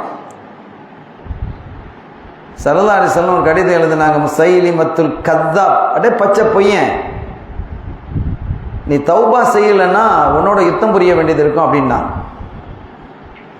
அவன் அடங்கல, திரும்ப அப்படிதான் பேசிட்டு இருந்தான். அவனுக்கு ஒரு பெரிய சப்போர்ட்டர் இருந்தான், ரொம்ப பெரிய சப்போர்ட். அந்த 10,000 பேர் அவனோட தான் சேர்ந்துக்கிட்டான். பெரிய சப்போர்ட், பெரிய படம் வச்சிருந்தான், பெரிய அரசனாக வாழ்ந்து வந்தான். செல்வம் செழிப்பு எந்த அளவுன்னு சொன்னா, தன்னை நபின்னு நம்ப வைக்கிறதுக்கு நிறைய வேலைகள்லாம் செய்வான். அவனை நபின்னு கேள்விப்பட்டா நிறைய பேர் பார்க்க வருவாங்களா இல்லையா? வெளியூர்லேருந்து ஆட்கள் வருவாங்க. அங்கங்க உளவாளிகள், திறமையான அறிவாளிகள் அங்கங்க அவன் நிறுத்தி வச்சுக்கிடுவான். அந்த ஊருக்குள்ள யார் வர்றாங்க, புதிய ஆள் யாரும் வர்றாங்கன்னு சொன்னா ஒரு கிராமவாசம் மாதிரி, ஒரு ஒன்றும் தெரியாத மாதிரி, வாங்களேன் எங்கள் வீட்டில் தங்குங்களேன் அப்படின்லாம் எங்களை கூப்பிட்டு உபசரித்து, எங்கே வர்றீங்க, எது செய்ய வர்றீங்க, இல்லை இந்த நபி இருக்கிறாங்களே, முசைலிமா நபி இருக்கிறாங்களே, நான் கேள்விப்பட்டோம், அவங்கள்ட்ட போய் என்னுடைய கஷ்டத்தை சொல்லலான்னு வந்திருக்கிறேன், அல்லது எங்கள் பிரச்சனையை சொல்லலான்னு வந்திருக்கிறேன், அல்லது சில கேள்விகளை கேட்கணுன்னு வந்திருக்கிறேன் அப்படின்ட்டு அவங்க சொல்லுவாங்க. அப்படியா நீங்கள் போங்க கேளுங்க, அவங்க கரெக்டாக சொல்லுவாங்கன்னு சொல்லி இவன்லாம் சொல்லுவான். இவன் யார்? அவன் ஆள் தானே, முசைலிமாட ஆட்கள் தான். அவன் திட்டமிட்ட ஆட்களை வச்சிருக்கிறான். சொல்லிட்டு இன்னென்ன ஆட்கள் இன்னென்ன கேள்விகளை கேட்க வந்திருக்கிறாங்க, பிரச்சனைகளை சொல்ல வந்திருக்கிறாங்கன்னு இந்த செய்தி முசைலிமாவுக்கு வந்து சேர்ந்துடும். இப்போ இவர் வருவார், அப்போ தான் முதல்ல சந்திப்பார். வந்தவுடனே சலாம் எல்லாம் நடந்த உடனே, நான் ஒரு பிரச்சனையாக வந்திருக்கிறேன், நான் தான் நபியாகி விட்டதே, உங்கள் பிரச்சனை என்ன என்பதை நானே சொல்லுவேன், நீங்கள் சொல்வதற்கு முன்னாடி இவனே சொல்லிடுவான். இவன் அவன் ஆள்கிட்ட நிறைய விஷயத்தை எடுத்து வச்சிருக்கிறான்ல, இவர் பார்த்தாரு, ஆஹா இவர் நபி தான் அப்படின்னு நம்பிடுவார். இந்த தில்லுமுல்லாம் நிறைய செஞ்சுக்கிட்டு இருப்பான். இன்னைக்கு பல அரசியல்வாதிகள் இதை செய்யறான். இந்த தில்லுமுல்லாம் செஞ்சுட்டு இருந்தான் அந்த முசைலிமா. ஒரு கட்டத்தில் ஸல்லல்லாஹு அலைஹி வஸல்லம் அவர்கள் இந்த உம்மு உமாரா ரலியல்லாஹு தஆலா அன்ஹுடைய மகனார் ஹபீப் இப்னு ஸைத் ரலியல்லாஹு தஆலா அன்ஹு அவருக்கு கடிதம் கொடுத்து அனுப்புறாங்க. எச்சரிக்கை செய்து, லாஸ்ட் வார்னிங், நீ தௌபா செய்யலைன்னா உன்னோட யுத்தம் தான் அப்படிங்கிற கடிதத்தை கொடுத்து அனுப்புறாங்க. இந்த கடிதத்தை கொண்டு வந்துட்டாங்க. ஹபீப் இப்னு ஸைத் வந்து கடிதத்தை கொடுக்குறாங்க. தங்க வச்சு ஹபீப் இப்னு ஸைதை தங்க வச்சுட்டு, நாளைக்கு நான் இது சம்பந்தமாக உங்ககிட்ட பேசுகிறேன் அப்படின்னு சொல்லி ஒரு பெரிய கூட்டத்தை தன்னுடைய மந்திரிகள் பிரதானிகள், அவன் நிறைய ஆட்கள்லாம் வச்சிருக்கிறான், அரசன் மாதிரி தானே வாழ்கிறான், எல்லாத்தையும் உட்கார வச்சு மக்களையும் திரள ஒரு பெரிய ஒரு திடல்ல கூட்டு உட்கார வச்சிருக்கிறான். ஹபீப் இப்னு ஸைத் இப்போ வந்துட்டாங்க. இப்போ நீங்கள் சொல்லலாம். இந்த கடிதத்தை கொடுத்துச்சு. இப்போ அவன் கேட்குறான் ஹபீப் இப்னு ஸைத் பற்றி, அத்தஷ்ஹது அன்ன முஹம்மதன் ரசூலுல்லாஹ் ஸல்லல்லாஹு அலைஹி வஸல்லம், நீங்கள் முஹம்மது ஸல்லல்லாஹு அலைஹி வஸல்லம் அவர்களை அல்லாஹ்வின் தூதர் என்று சாட்சி சொல்கிறீர்களா அப்படின்னு கேட்கிறான். இவன் தான் கேட்கிறான், முசைலிமா கேட்கிறான். ஆமாம், அல்லாஹ்வின் தூதர் என்று ரசூல் ஸல்லல்லாஹு முஹம்மது ஸல்லல்லாஹு அலைஹி வஸல்லம் அவர்கள் அல்லாஹ்வின் தூதர் என்று நான் சாட்சி சொல்கிறேன். ஓகே, சரின்ட்டான். அத்தஷ்ஹது அன்னி ரசூலுல்லாஹ், நானும் அல்லாஹ்வுடைய தூதர் என்று நீங்க சாட்சி சொல்கிறீர்களா? எவ்வளவு படை வீரர்களா நிக்கிறாங்க, ஈட்டி வாளை தூக்கி வச்சுக்கிட்டு நிக்கிறாங்க, அம்பை வச்சுக்கிட்டு நிக்கிறாங்க, எல்லாம் அவங்களை குறிப்பாத்து நிக்குது. எப்படிப்பட்ட ஒரு நிலை, ஒரு பயத்தை உண்டு பண்றான். இல்ல நீ அல்லாஹ்வின் தூதர் இல்ல அப்படின்னு சொல்லலாம், பயந்தான் ஆமான்னு சொல்லிட்டு போலாம். உயிருக்கு பயந்து சொல்வதற்கு அந்த இடத்துல மார்க்கத்தில் அனுமதி இருக்கு, தப்பிட்டு போறதுக்காக வேண்டி. சஹாபிகள் அப்படி சொல்ல மாட்டாங்க, இல்லன்னு சொல்லலாமா இல்லையா? ஆனா அப்படி சொல்லல. அவங்க என்ன சொல்றாங்க, இன்ன ஃபீ உதுனைய சமமா. இது அரபுகள் இடத்துல ரொம்ப பொல்லாத வார்த்தை. நீ சொல்ற வார்த்தை என் காதுக்குள்ளேயே நுழையாதுங்கிறான். இந்த அரபுகள்கிட்ட இது ஆக கெட்ட வார்த்தை, கோபத்தை ஏற்படுத்தக்கூடிய வார்த்தை. இல்ல நீ வந்து அல்லாஹ்வின் திருத்தூதர் இல்லை என்று சொன்னால் என்ன கோபம் வருமோ அதை விட 1000 மடங்கு கோபம் வரும். இப்படி சொன்னான், இன்ன ஃபீ உதுனைய சமமா, உன் வார்த்தை என் காதுகளுக்குள் கூட நுழையாது அப்படிங்கிறது இந்த அரபுகள்கிட்ட ஒரு வார்த்தை இருக்கு. இதை சொன்னதும் அவனுக்கு கடும் கோபம் வந்து திருப்பி கேட்டான், அத்தஷஹது அன்ன முஹம்மதன் ரசூலுல்லாஹ். இப்ப காதுல விளங்குது இல்ல? ஆமா விளங்குது, அல்லாஹ்வின் முஹம்மது ஸல்லல்லாஹு அலைஹி வஸல்லம் அல்லாஹ்வின் தூதர் தான். அத்தஷஹது அன்னி ரசூலுல்லாஹ், என்னையும் அல்லாஹ் ரசூல்னு சொல்கிறாயா? இன்ன ஃபீ உதுனைய சமமா. இப்படி 2-3 தடவை கேட்டதுக்கு பிறகு அவனுக்கு கடும் கோபம் வந்தது. அவன் ஜல்லாத், அந்த தண்டிக்கக்கூடிய அவன்கிட்ட கையை காட்டின உடனே அவன் என்ன செஞ்சான் தெரியுமா? ஹபீப் இப்னு ஸைத் ரலியல்லாஹு அன்ஹு இந்த ஒரு விரலை வெட்டினான். தலையை வெட்டி தான் முடிஞ்சு போகும், பிரச்சனை இல்லை, உயிர் போயிடும். நீங்க பாருங்க, அந்த ஒரு விரலை மட்டும் வெட்டினான். இந்த ஒரு விரல் கீழே வந்து விழுந்து. கொஞ்சம் யோசிங்க, ஒரு கத்திரியை வச்சு இந்த ஒரு விரலை வெட்டி கீழே போட்டால் எப்படி இருக்கும்? கீழே விழுந்து அந்த விரல் துடிக்குது. இப்ப கேட்கிறான், அதே கேள்வியை கேட்கிறான், அதே பதில். 2வது விரல், 3வது விரல், 10 விரல் வெட்டப்பட்டது, எப்படி இருக்கும்? அதுக்கு பிறகு காலினுடைய விரல்கள் வெட்டப்பட்டது.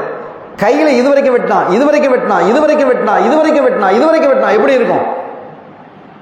வரலாற்று ஆசிரியர்கள் எழுதுகிறார்கள், ஹபீப் இப்னு ஸைத் ரலியல்லாஹு தஆலா அன்ஹுடைய பாதி உடல் நின்று பேசியது, பாதி உடல் கீழே விழுந்து துடித்துக் கொண்டிருந்ததுன்னு எழுதுறாங்க. சஹாபிகளை நீங்க யோசிங்க, இந்த சஹாபிகளை குறை பேசுவீங்களா? கடைசியில் அப்படியே ரத்தம் எல்லா பகுதியிலேருந்து பீரிட்டு வழியுது. அப்படியே கீழே சாஞ்சிட்டான். அப்படியே சாஞ்சிட்டு அப்படியே கீழே அப்படியே முணுமுணுக்கிறான். அவன் சொல்றான், அந்த வெற்றவன்ட்ட இந்த முசைலிமா சொல்றான், அவன் என்னமோ சொல்றான் கேளு, அவன் என்ன முணுமுணுக்கிறான்னு கேளு அப்படின்ட்டு. அப்படி கேட்குறாங்க. அதோட ஏதோ ஒரு விஷயத்த முணுமுணுக்கிறாங்க. அதோட ரூஹ பெரியுது. அவர் என்ன சொன்னார்? கடைசியாவது என்னை ஏற்றுக்கிட்டாரா? இவன் அமைதியாக நிற்கிறான். சொல்லு, அவர் என்ன சொன்னாங்கிற சொல். அவர் கடைசியாக சொன்னது அஷ்ஹது அன்ன முஹம்மதன் ரசூலுல்லாஹ். அப்படிதான் சொன்னார். எப்படி இருக்கு நீங்க யோசிச்சு பாருங்க. அவங்க உம்மா ஹயாத்தா இருக்கிறாங்க. அப்போ உம்மாரா ரதியல்லாஹு ஹயாத்தா இருக்கிறாங்க. அவங்களுக்கு சுகமாயிடுச்சு. இந்த தகவல் அவங்களுக்கு சொல்லப்பட்டது. உங்க மகனை இப்படி அணுவா சித்திரைவதை செய்து கொன்னுட்டான் அப்படின்னு சொன்னா அந்த தாய்க்கு எப்படி இருக்கும்?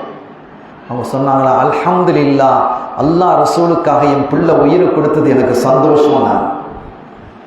இந்த சஹாபிகளை குறை பேசுறவன் எப்படின்னு நீங்க புரிஞ்சுக்கங்க. எவ்வளவு தரம் தாழ்ந்தவர்கள் என்பதை நீங்கள் புரிந்து கொள்ளுங்கள்.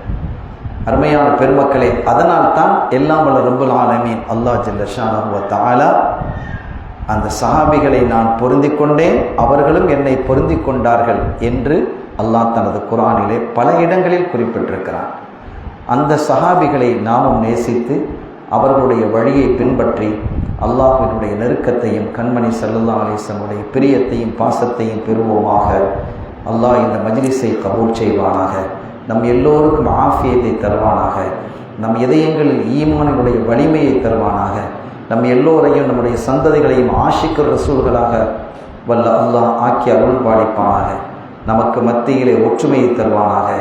இஸ்லாமிய சமுதாயம் இந்த மண்ணிலும் உலகெங்கும் வாழக்கூடிய மண்ணிலும் நிம்மதியாக வாழக்கூடிய பாக்கியத்தை அல்லாஹ் தந்தருள் பாலிப்பானாக. பலஸ்தீனில் முஸ்லீம்களுக்கு நிம்மதியை தருவானாக. மகத்தான வெற்றியை தந்தருள் பாலிப்பானாக. பைத்துல் மக்தஸை மீட்டி தருவானாக. மீண்டும் பாபரி மஸ்ஜித் உருவாகுவதற்கு பேரருள் பாலிப்பானாக. பிஹக்கி ஹபீபிஹி ஸல்லல்லாஹு அலைஹி வஸல்லம். எல்லாம் வல்ல அல்லாஹ்வின் அருளையும் ஸல்லல்லாஹு அலைஹி வஸல்லம் ஷஃபாத்தையும் பெறுவோமாக. வாய்ப்பளித்தமைக்கு நன்றி. وآخر دعوانا الحمد لله رب العالمين. والسلام عليكم ورحمة الله وبركاته.